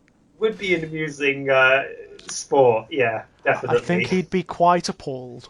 I mean, it probably wouldn't be that interesting because he would just be stereotypically English in his responses to something like that. Right. Yeah. I mean, it's a certain irony, isn't it? Again, this is something I discussed with Kit Power when we did Weaveworld, but there is an obvious and overt influence of Lewis on Barker's work. And Barker himself has said this, a lot of his fiction is so clearly influenced by Lewis. You have that very particular notion in British fantasy of a magical artifact that allows you to step into another world, or that allows another world to erupt into this one, and that occurs in Barker all the time. And it's fascinating to me that a tradition like that's dominated by figures like Lewis has given rise to someone like Barker, who is the inversion of it all. I mean, we have this wonderful folkloric tradition of portals in that way, and I think that's something that Lewis taps into. I mean, for all of his faults, the concept of the wardrobe and his general use of portals in those stories, which is actually one of the most pagan aspects of his otherwise quite overly Christian allegories. It's really interesting, and I think that's actually, and he'd probably not be happy about this, but that's probably the thing that survived him in terms of its influence on other writers. I think so. I think that's absolutely true, and it is. You're absolutely right. One of the things I did point out when I reread The Magician's Nephew for my retrospectives of the Chronicles of Narnia is that one of the areas where he is just a past master, where it's absolutely beautiful, is his use of transitional mechanisms, like magical mechanisms to go to other worlds. So in The Magician's Nephew, you have the initial mechanism of these magic rings that allow the children to go not to Narnia, but to this in between, this liminal space that's in between realities, and it's like a wood, and around the roots of the trees there are pools of water, and each one of those pools leads to a different universe. It's kind of wonderful. Yeah, and again, like, weirdly not Christian. Like, weirdly not. I mean, and it happens all the way through. Every single one of the books has a different mechanism for the terrestrial children going to Narnia. So you've got the wardrobe is probably the most iconic. It's a wonderful concept. It really is wonderful, isn't it? It's so innocuous, but it's something that children can actually play at. They can actually project their own imagination into it, you know? And the way it's framed in the Lion, the Witch, and the Wardrobe is stunning. It really is gorgeous. The way you've got the children start to realise that the wardrobe's a bit bigger than they thought it was, and as they're pushing through the coats, there's the smell of mothballs melding into the smell of pine needles and of frost and of snow, and then they emerge into the lantern wastes with that wonderful, wonderful concept of the lamppost in the middle of the woods. It's beautiful. It really is. I mean, it's part of my massive ambiguity with these books. Yeah. I mean, there is ambiguity there. I think there's a temptation in a sort of more Pullman line to dismiss Lewis almost entirely. And there's good reason for that. I mean, there's tons of good reasons for that. There's a lot of good reason for that. Most of it in The Horse and His Boy. Yes. I mean, I think the less that could be said on his views on race, the better generally. Wow. There's not much to be gained from almost any commentary on what he has to say about that and civilizational conflict. I think the best expression of it comes from the fact that in the 1980s, which was not an era that well known for its progressive racial politics, even in the 1980s, the BBC wouldn't produce an adaptation of The Horse and His Boy. I mean, it has nothing to say. That book just doesn't add anything to... It doesn't even add much in the way of plot to that world. It's just Lewis going on a rant. And it really is, isn't it? So way back in the day, in the sort of noughties YouTube thing, I jousted often with this...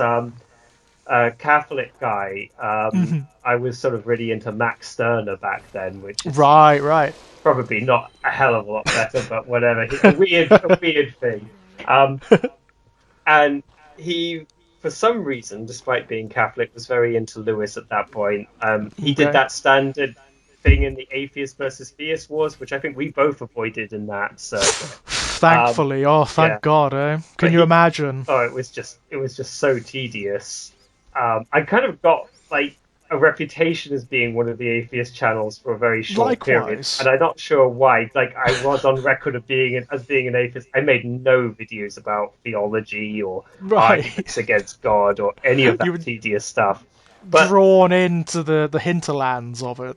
But he really wanted to make a thing of like us having a debate. I was younger, and he challenged me to read a book, and I could get him to read a book, and I thought it would be very amusing if I got him to read Max Stirner.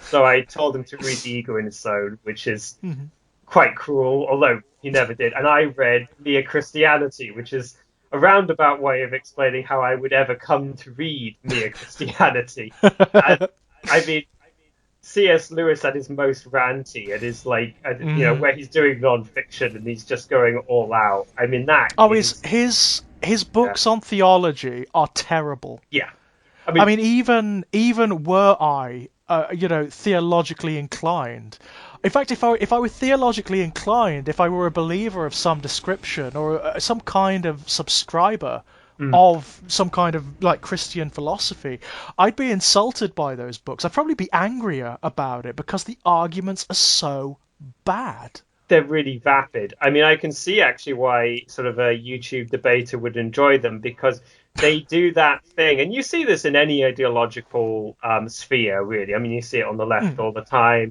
Yeah. where you adopt every position that kind of aligns with your side, even if they're mutually incompatible, and then just throw them Right. against your enemies to see what works. So, you have these people who will they will cite Augustine and Kierkegaard in the same sentence, as though those two theological thinkers aren't diametrically opposed on a whole range of Right. important philosophical points. They will make Wittgensteinian reasons for believing in God, and then Platonic ones. Like, it's just Right. and yeah, I mean, as I say, you do see that on the left too. You see, You do, yeah, and you certainly see it from like the atheist circles oh, on YouTube. Definitely, you do. time. I mean, those people. I mean, like, for them, it's often just a sport, so there isn't Yeah. really even like there's no real passionate belief there. They generally have some notion of liberal freedom that motivates them, and a feeling that some old woman going to church every Sunday is somehow a threat to that liberal freedom, which Right. is questionable. But Yeah. yeah, that's about it. Otherwise, it's just the owning people in debate. I think I did a thing on Twitter recently about how the whole notion of debate has been sort of debased by Yeah. these internet conceptions of it, that nobody could describe in real terms what's going on. Especially when I see things coming out of Twitch. Uh I mean, like, yeah, and it has really perverse consequences. I mean, a really good example recently is how a whole bunch of quote unquote trans allies, but I'm being very generous, on Twitch decided that they were going to adopt increasingly trans med-esque arguments, which is to say, medicalized gatekeeping of trans ah. people, because those were the arguments that they'd gotten used to using in the debate circuits with trans folks, because those are easy arguments to win quick, very rhetorically satisfactory debates. So Yeah. the needs of rhetoric eventually, even amongst these people who consider themselves allies, inevitably, I feel, overtake even actually being aligned with the group that they're allegedly defending. Right, or with the requirements of that group, yeah, or with any genuine situations Yeah. that group finds themselves in. Yeah, that is definitely something that happens quite a lot. I mean, there are certain creators who tackle that very phenomenon. Of course, I mean, if you look at the horror films of Jordan Peele, he kind of tackles that from a racial perspective. So it's often. He's often critiquing the far more subtle forms of racism, entrenched racism, that you find in liberal circles, for example. I find it fascinating how many liberals, especially with Get Out, will just flatly misread that film. It was so much fun. See the villains in it as sort of champion caricatures when they're Right. obviously not that. Not that God Peele has any time for the champions, of course, but yeah, that film is not aimed that way. And yeah, It so isn't. It's quite wonderful. The discomfort factor, and I adored. I mean, that's always the thing with these satires, because the people who are entrenched in these ideologies are so incapable of even reading the critiques of themselves, because they have a perceptual block to it. I mean, I think this is universally the case with these kinds of subtler, allegorical satires in this way. I mean, you can see, misreadings of things like the Stepford Wives, for example, Right. similar lines. Anything that is actually not aimed at the most grotesque examples of the of the bigotry in question, Mm-hmm. but the more subtler, more integrated, more, humming and hawing version of it. More recently, you had the Joker film, obviously, and you had lots of people on the right adopting the Mm. image of that character, despite the fact that the film is clearly, it's so overtly, I certainly in the way that I read it, a critique of right-wing structures, systems, and assumptions. Absolutely. I can't remember who, but there's a Trotskyist commentator. He wrote a book on the internet a while ago. I'll probably not remember his name, but he wrote a Guardian article saying that if he had any criticism of the film, it was almost so propagandistically anti-neoliberalism that it would Right. like put like a sort of like socialist realist, Russian kind of like commissar type figure like to shame. Like they would be like this is too much. Obviously Right. we hate the American capitalists, but this is just caricature. I mean, like everything in that world was about the dilapidation of social systems, Mm-hmm. the abandonment of the mentally ill, the various ways in which different oppressed groups and communities were especially vulnerable. And then to read that film as some kind of sort of dude bro endorsement of, Right. kind, yeah. I don't know how it happens, but it has. But it, It actually has, and to the point whereby there are lots of commentators. Actually, one of the things I found about the film, certainly before it came out, was a lot of the preemptive criticisms of it that came from ostensibly left-wing sources. I found to be in such bad faith. yeah, I mean, a lot of that stuff. I think there is, because of the terms of the culture war and everything being obviously incredibly heated in the way that attacks come, and Hmm. then the comments that the director made that Of played obviously course. directly into the right of the culture war. There was an understandable fear. I mean, also like the other films that he's made, like Right, The right. The Hangover, Hangover films, yeah, which just I did actually appalling. tell Kit at one point I would revisit them in an effort to sort of like chart the emergence of some of the ideas in the Joker, because I actually have this idea that as bad as those films are, and I'm absolutely agreed that they are terrible movies, especially in the third one, there are intimations of some of the themes never Right. done even vaguely on the same level and often handled terribly. But Um, there's even like intimations of the humor. So the director often whinges and whines about how what he describes as woke culture has killed comedy. What actually has killed his comedies is the fact that they aren't funny and they're mean and they're cruel. They're kicking down, they're bullying, victimization. But that humor translated into the framing of the Joker actually works. Yeah, yeah. Well, the Joker, as a bad comedian, explicitly trades off how unfunny that moral universe is, and Right. that's where a lot of the pathos of the film comes from. Well, this Um, is something Kit pointed out when we talked about the specifically about the Joker. You have the character of Arthur Fleck counterposed to characters like Murray, the character who is fantastic, wealthy, successful comedian whom he idolizes, and yet Murray's jokes are trash. yeah, yeah. He's not a funny guy at No, all. He's no more or less funny than Fleck is. they they do up the sense of the framing of these different people. So what Murray has that Arthur doesn't is this entire apparatus that's framing him as funny. Right. And there's, again, like it's kind of a very on the nose ideological commentary, and Mhm. the film in this way it does also have continuity with the Hangover movies. It isn't a Yeah. subtle movie. Very rarely is it nuanced, although even then still wildly misinterpreted. So I guess Mhm. there's stuff to be Mhm. said about how you could actually convey these ideas in any sensible way. But Right. yeah, like it's the framing. Murray is already established as a comedian, and so he can tell incredibly unfunny jokes, and people are cued. in a way, there's a sort of ideological crossover there with Heath Ledger's Joker. You know, when he says that it's all part of the plan. That's exactly it. Yeah, that's exactly it. But whereas Heath Ledger's Joker is commenting on systemic violence versus his own more personal violence, here it's humour.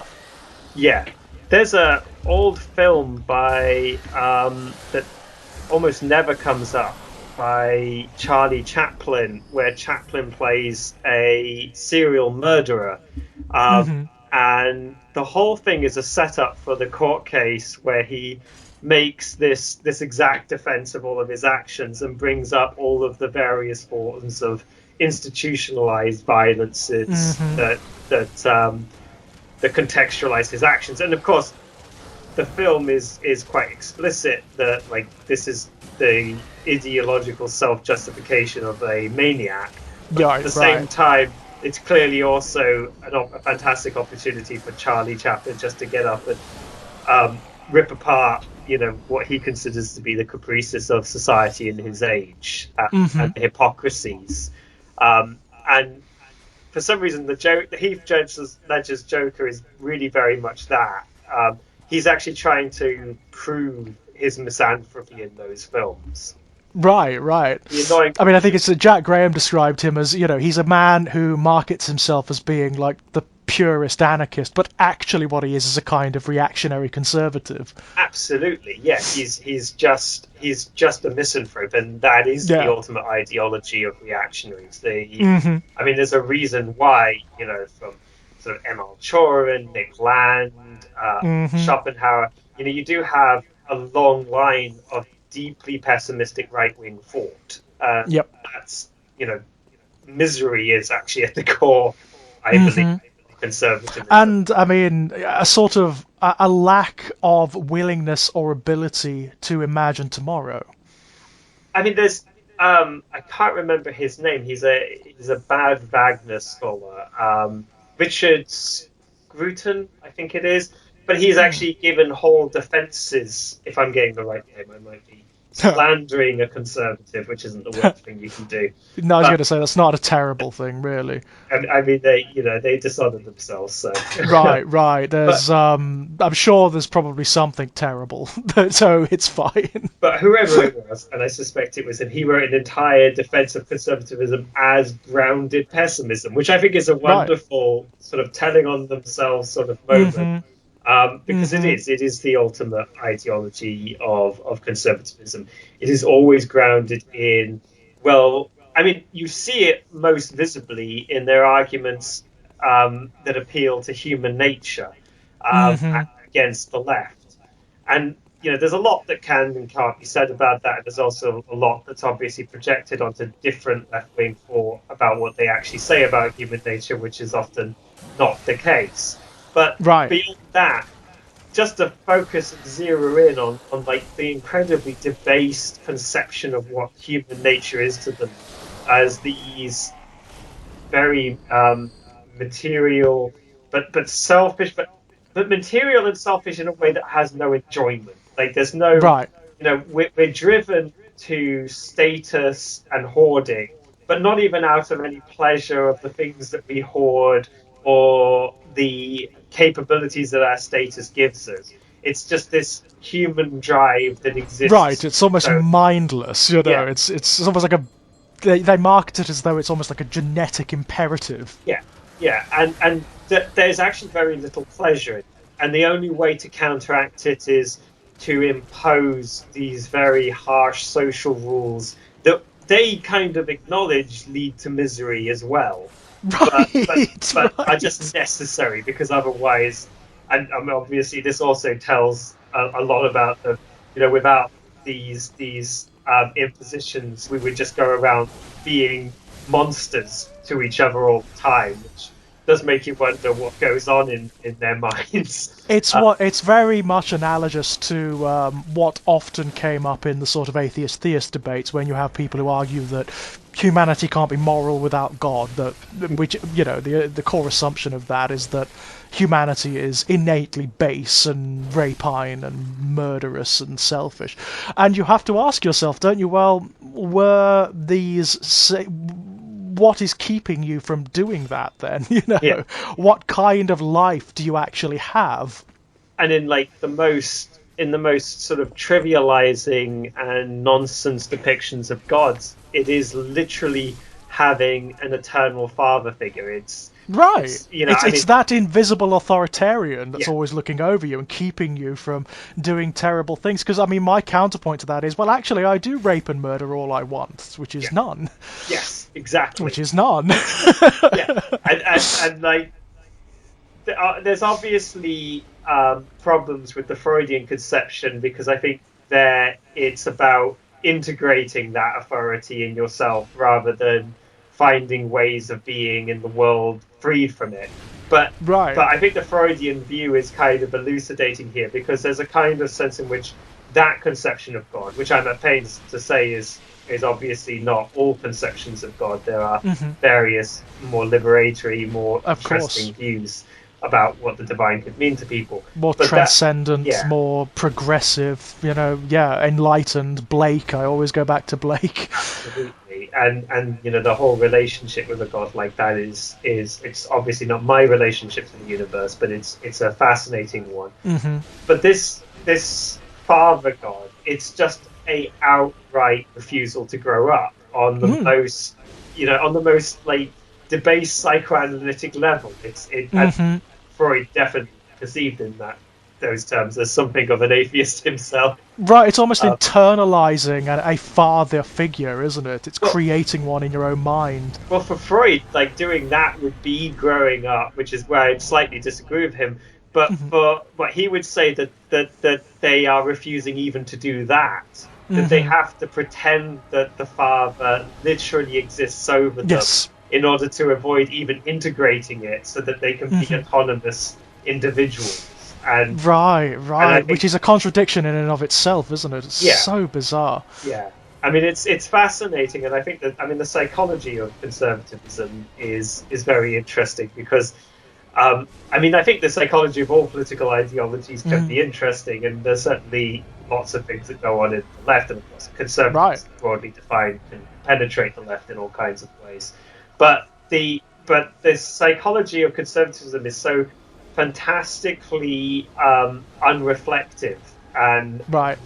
it has this like surface obviousness to it that is just astonishing. Like, it's hard to believe that they don't realize this about themselves when they're writing books about how miserable the universe is and how that's the basis of a political philosophy. So it's amazing that they can't take any step back and actually reflect that there is something deeply poisonous about their fundamental relationship. It's amazing. It's so amazing, and that you become incredulous, don't you? I find myself becoming incredulous a lot of the time. That it's almost I find myself falling into that trap of wondering if this is sincere, yeah, or not. Which sometimes it is, but often it isn't. I mean, I think, yeah, I mean, there's a whole other thing that can be said about the phenomenon of grifting, and I think obviously that happens across the political spectrum. Of course it does. Of course it does. I mean, it's endemic on the right, though. Yeah, that's the thing. It's endemic. Yeah. I can't even think of a right-wing commentator who is sincere, or at least, if not sincere, then consistent. You know? Yeah, it's. I mean, we had the marvelous example of Peter Hitchens recently, railing against the significance of COVID and whatnot, but making sure that he's got his COVID jab as soon as possible.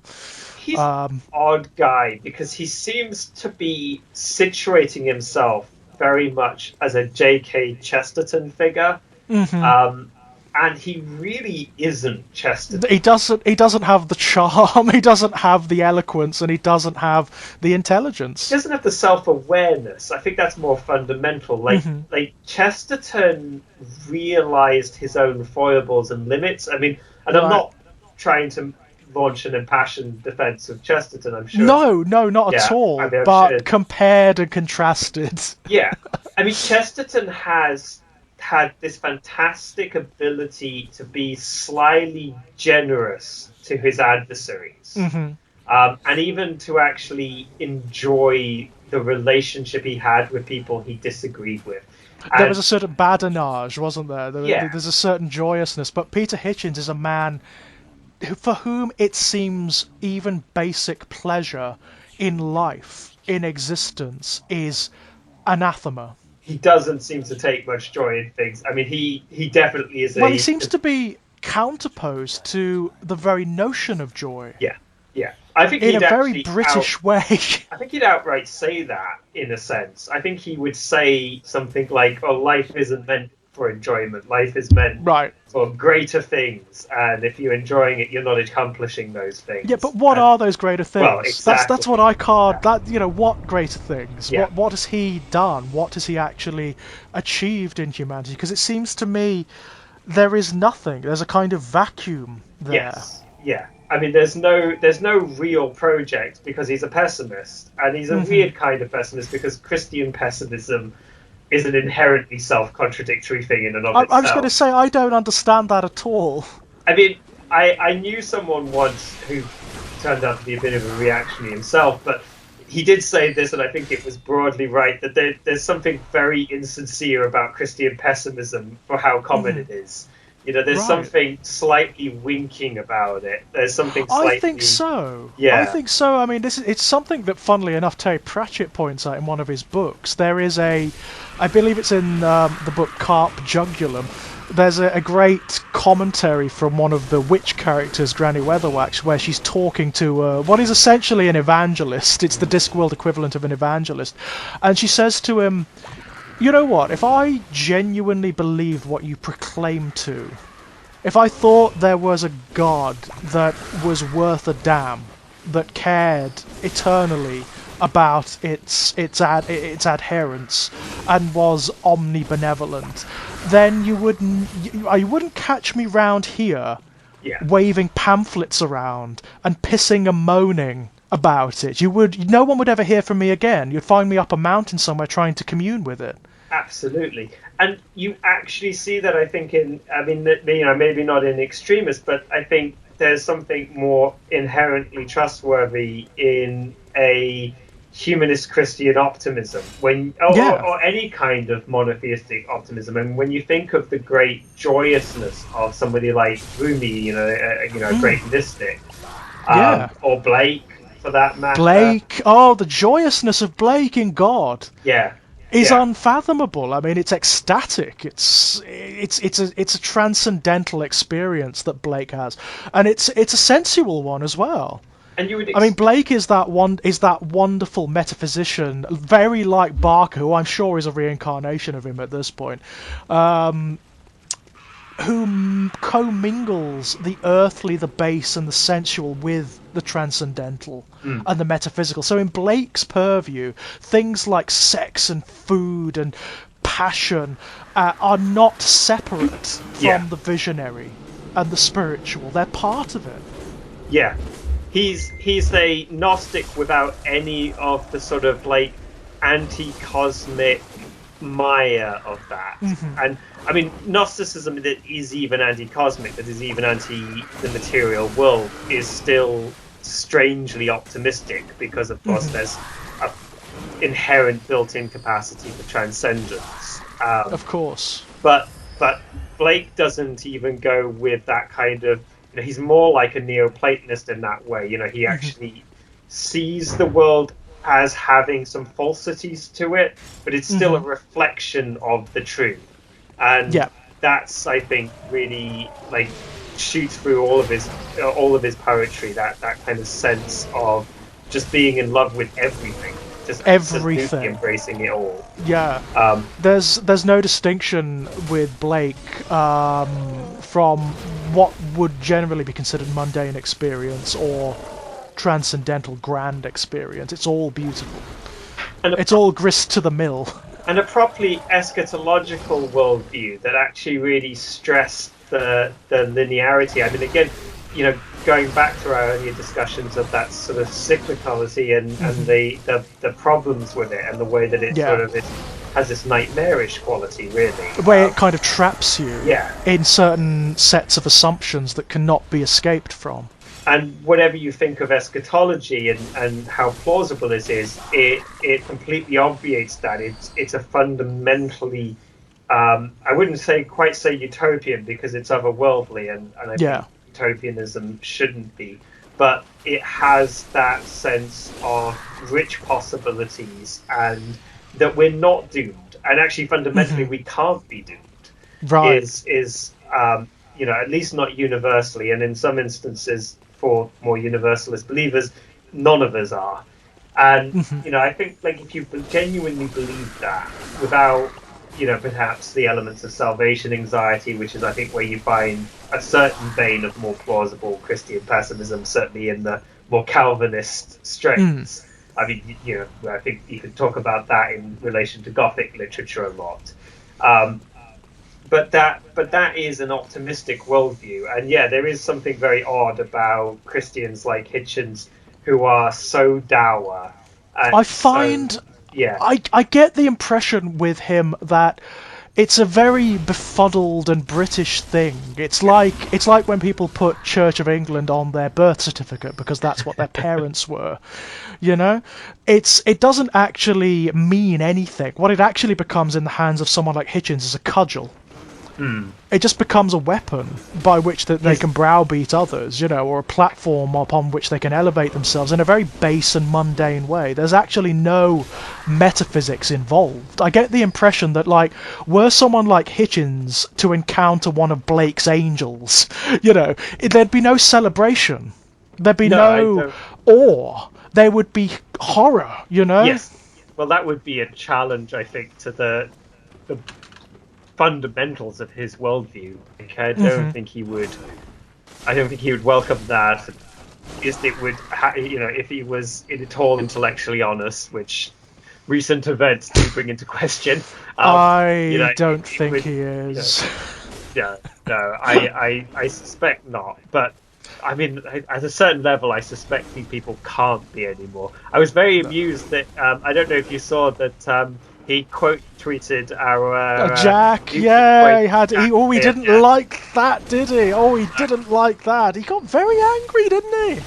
Yeah, in a very petulant way. But I mean, this is a guy who occasionally tweets his own name because he obviously doesn't tell the difference between the search function and the tweet function. So, perhaps people over a certain age are to be gently reminded that this is not a great space for them, especially if they can't make a go of it. Like he's not good at being very online, but nonetheless he is.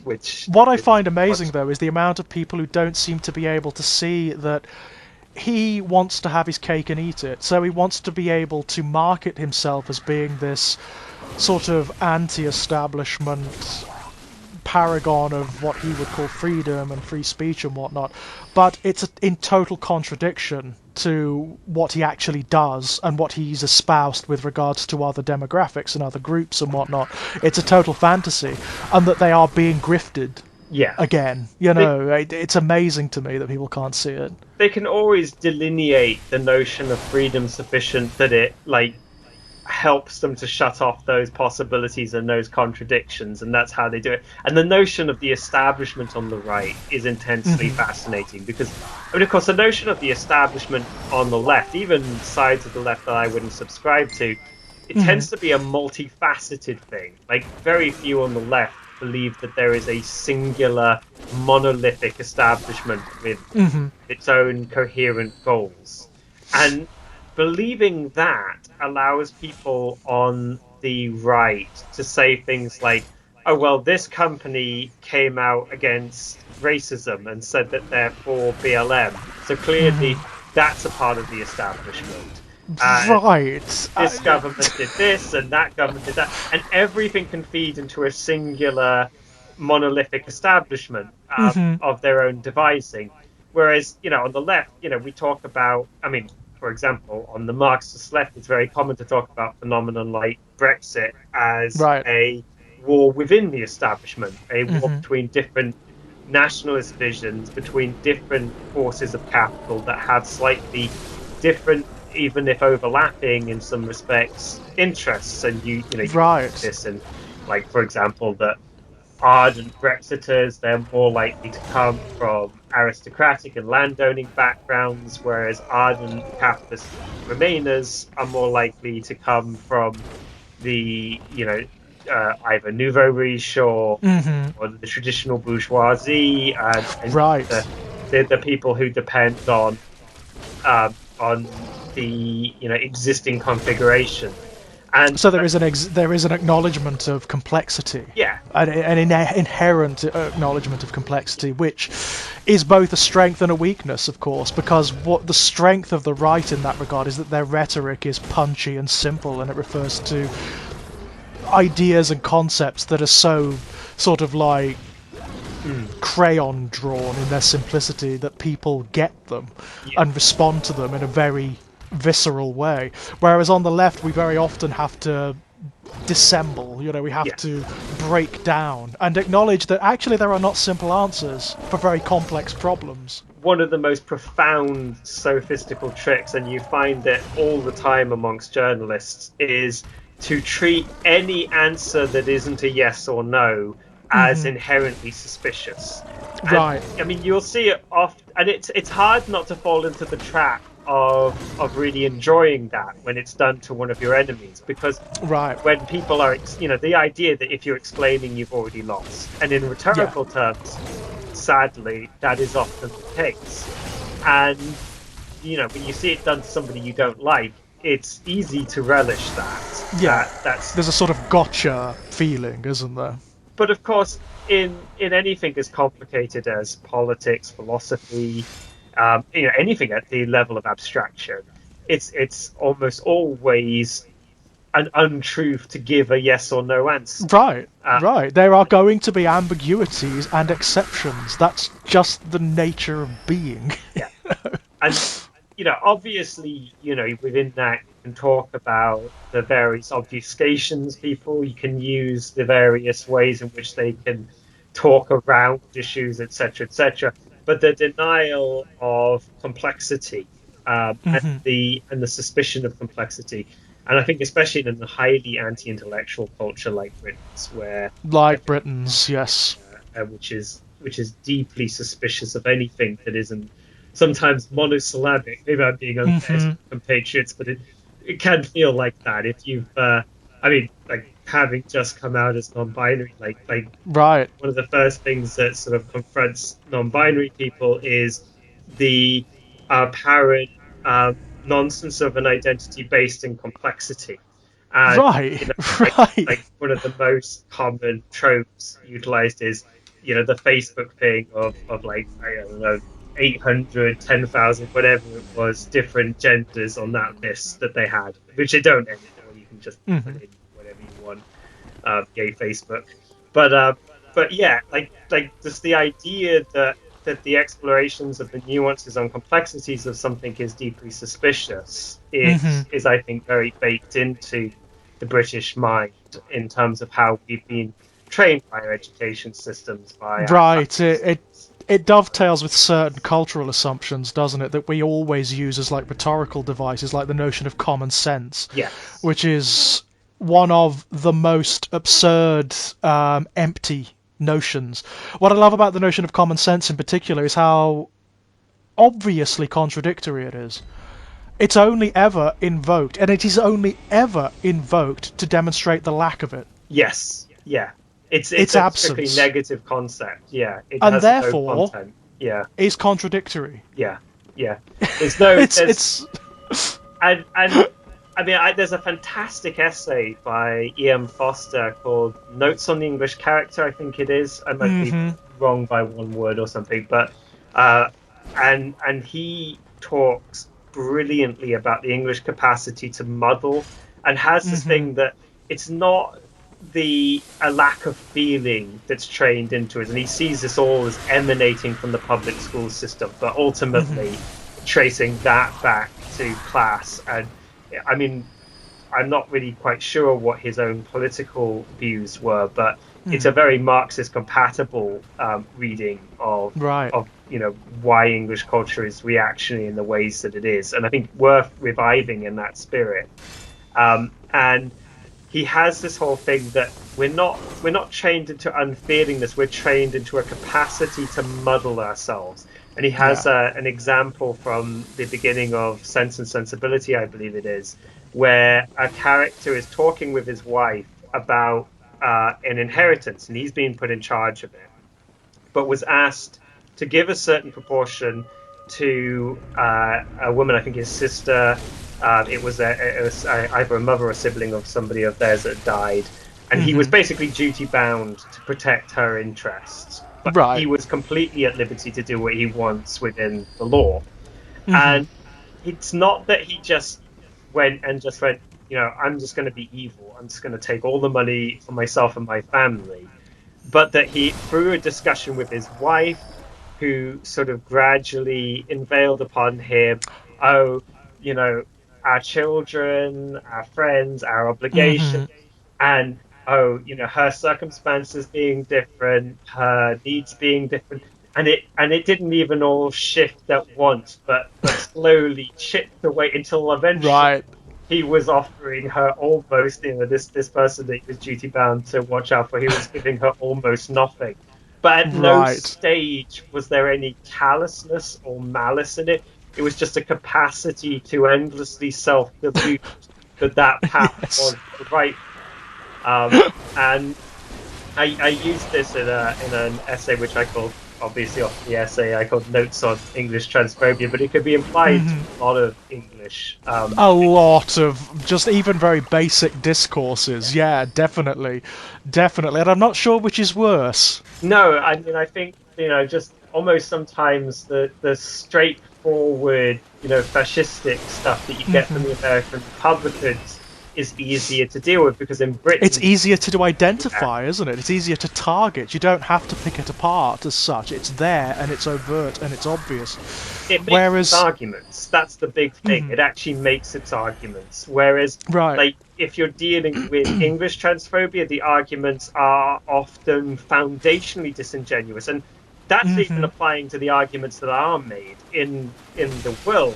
What you tend to encounter is, oh, my friend, my sister, my whatever, they believe this stuff, and they might be a little bit wrong, they might be a little bit misguided, but they can't be bad people.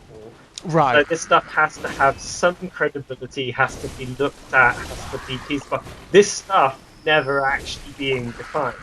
So right.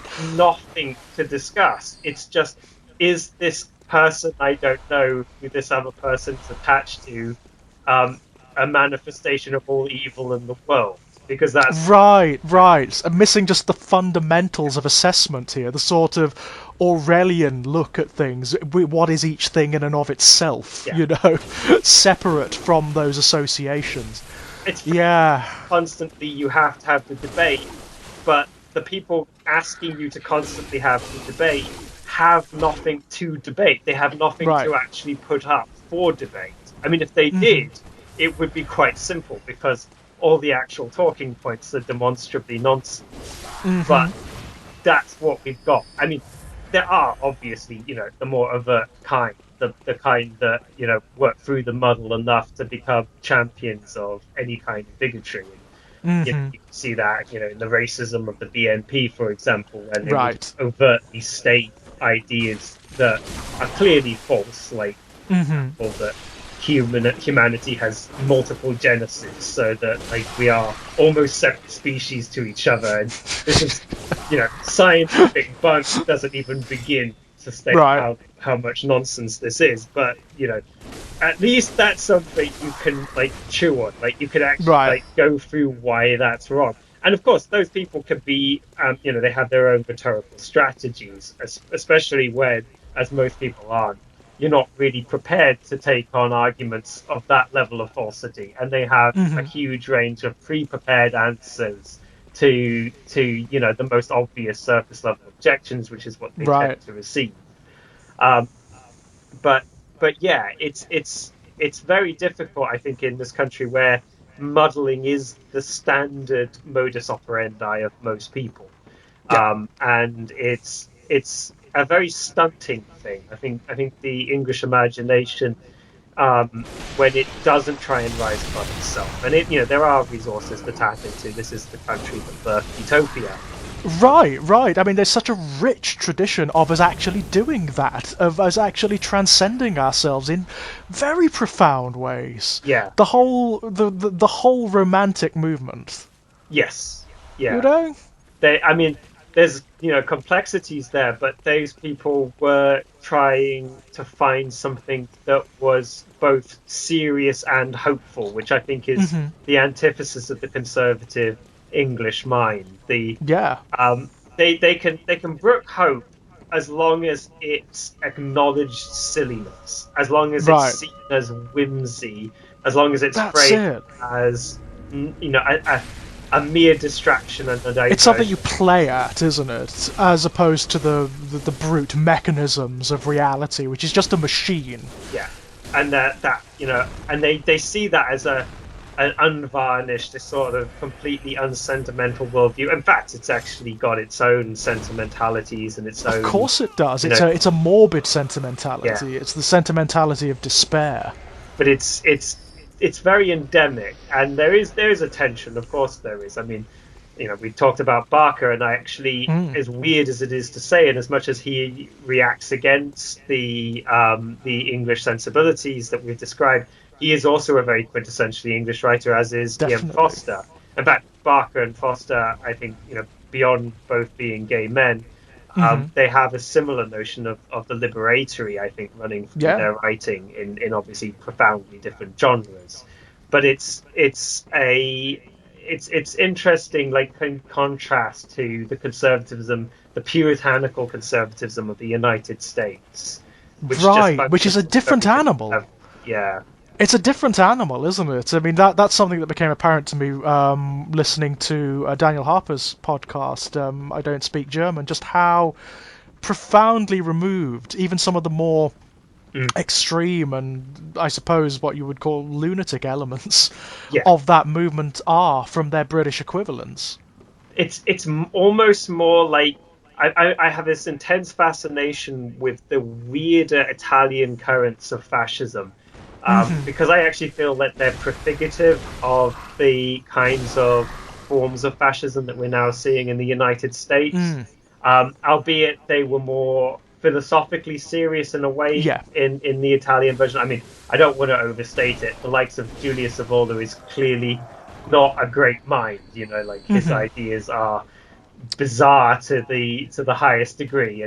But there was an attempt, wasn't there? There was a sincere attempt to varnish these movements with academia. Whether it's Evola grounding it in perennialist philosophy, which I obviously reject profoundly, but there are very intelligent perennial philosophers. There are very intelligent radical traditionalist types who can definitely put up an argument for their worldview.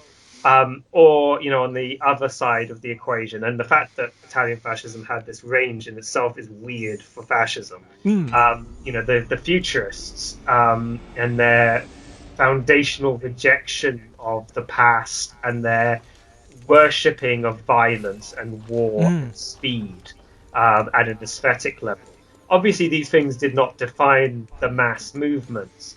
But interestingly, I feel today, and I think the internet and the headiness of it and the strangeness of it is probably partly to blame for this, but also the fact that it's cropping up in the extreme ideological sphere of the United States is probably partly responsible for this.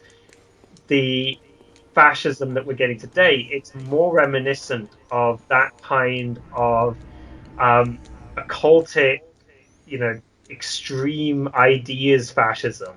Right, the almost romanticized version of fascism that has its own borrowed and scavenged and created from whole cloth philosophy and mythology. And the class content, to be clear, as I'm sure Jack Graham will be shouting if he's listening to this, is exactly the same. Like, there's no the project, however it's done up, remains identical. Yes, it's absolutely the same. It's window dressing, it's aesthetics, isn't it? Which as we know, the right does so well. Yes, yeah, and that's, but it is still, I think, illuminating that it takes these forms. I mean, something I was saying to a comrade, Neil Faulkner, who's very, very well versed in all of this. He wrote the book Creeping Fascism along with several other co-authors. And I was talking to him on this point, and I was saying Trump wouldn't have been able to win in Nazi Germany, somebody of that nature, right? Because he would have been too overtly obscene. Hitler depicts himself, and obviously the things that Trump did and the things that Hitler did, I don't believe in like historical comparisons. I think they're from the get-go, like comparing different miseries, different atrocities as a dead end.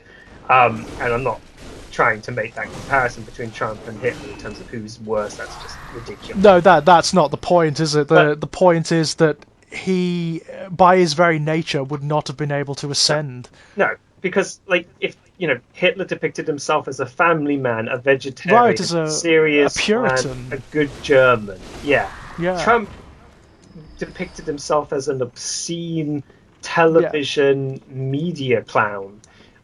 Who predates on women, and that in itself is odd because fascistic misogyny, especially when it's directed at women of the correct race, tends to adopt a hyper paternalistic view. Right, in a prescriptive sense, doesn't it? It's a prescriptive form of misogyny where it has a very definite idea of where women are supposed to be, and it proclaims to exalt women. That's another thing. I mean, rather than demonizing them. Underneath all the surface, all the obscenity, of course, exists, and and there's no. Oh God, and arguably, the sense of them being so above board, so absolutely decent and civilized, and it, I think, creates a greater space for obscenity, a greater and for abuse, for enshrined abuse, and I think the obscenity is a part of the point and a part of the appeal of fascism, that you get this space to be obscene. But I suppose what Trump's very peculiar form of fascism did is it ripped away the veneer. Yeah. It tried to exalt the truth of itself, which is is part of the fundamental dirt and obscenity of the whole movement, isn't it? It basically said, oh yeah, women are cattle, and that's right, that's correct. Its aesthetics are grotesque, and they revel in their grotesquerie, and that's really weird. Like, I don't think that there are many historical parallels. I talked about this a bit in an article I wrote on the alt-right's appropriation of Warhammer 40,000, because I think that the most bizarre thing. It is very bizarre, but I think it's actually tackled sometimes the wrong way around. I think the standard view is, look, Warhammer 40,000 clearly is not a pro-fascist piece of art. Right. It's grimdark. It comes out of that 1980s punk sort of 2000 AD anti-authoritarian, anti-Thatcherite, anti-Reagan movement. Absolutely. But what I think is happening there, in them embracing a set of ideas that seem on a certain level a satire of who they are, is actually not some kind of naive misreading of Warhammer 40,000. But again, just that breaking, that embracing of the obscenity.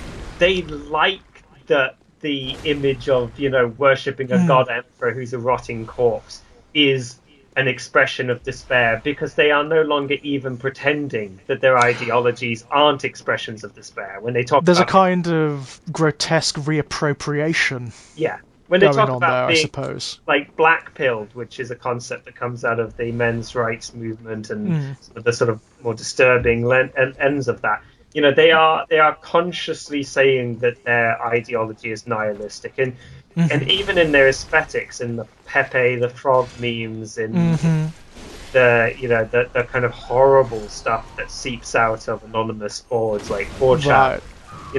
There's no pretense of decency. No, it's a wallowing in, isn't it? Yeah. I mean, you get the feeling that that they wouldn't be out of home in some of the Chaos Armies. There's like a wholesale embracing of nihilism. It's a strange thing, not because that wasn't there before, but because I don't think there are the futurists, of course, were there, and they did do some of that. Their worship of war obviously had a feature of the grotesque about it. But even then, those people were put away by the Italian fascists. Like they weren't put into concentration camps in the way that the enemies of fascism were, but they were locked up and kept out of circulation because they were seen as aberrant even by the fascists of the day. It's like those people have sort of exited their prisons and taken over the fascist movements. And there's no real precedent for what happens when the people who are that unmoored from reality and that embracing of destructive nihilism start to take over. And I think that's because they don't have a project. Like in the 1930s, there was a class project in terms of beating back emerging working class movements and then rectifying capitalism. Today, in the context of the decline of profits and the ecological catastrophe, there is no long-term fascist project. The fascist project is world-ending. It's apocalyptic. The Boogaloo people actually are probably the most honest in that sense. The most sincere, Yeah. It is quite fascinating to sort of look at these. So I went off on a very no, it's absolutely superb. Yeah. No, this is exactly what we like on the Strange Playgrounds, Rowan. Although I will say, if you don't mind, we'll draw it to a close. Absolutely, I think 2.5 hours is a good mark. No, that was absolutely superb. Thank you so much for chatting with me this evening. It's been a blast as per usual. Is there anything that you would like to pimp out? Well, it's always the easiest. So my pinned tweet at RT_editing it really has all of my links in it. Links below, ladies and gents. Thank you. Pleasure as always. Okay. Always. As for myself, it's the usual, ladies and gents. You can find me knocking about here on Exaggerated Elegy. You can find links to all my published fiction over at strangeplaygrounds.com. New short story collection coming very soon, I'm hoping. Born in Blood Volume 2. And you can also come and chat to me over at Enigmatic Elegy on Twitter, if you fancy it.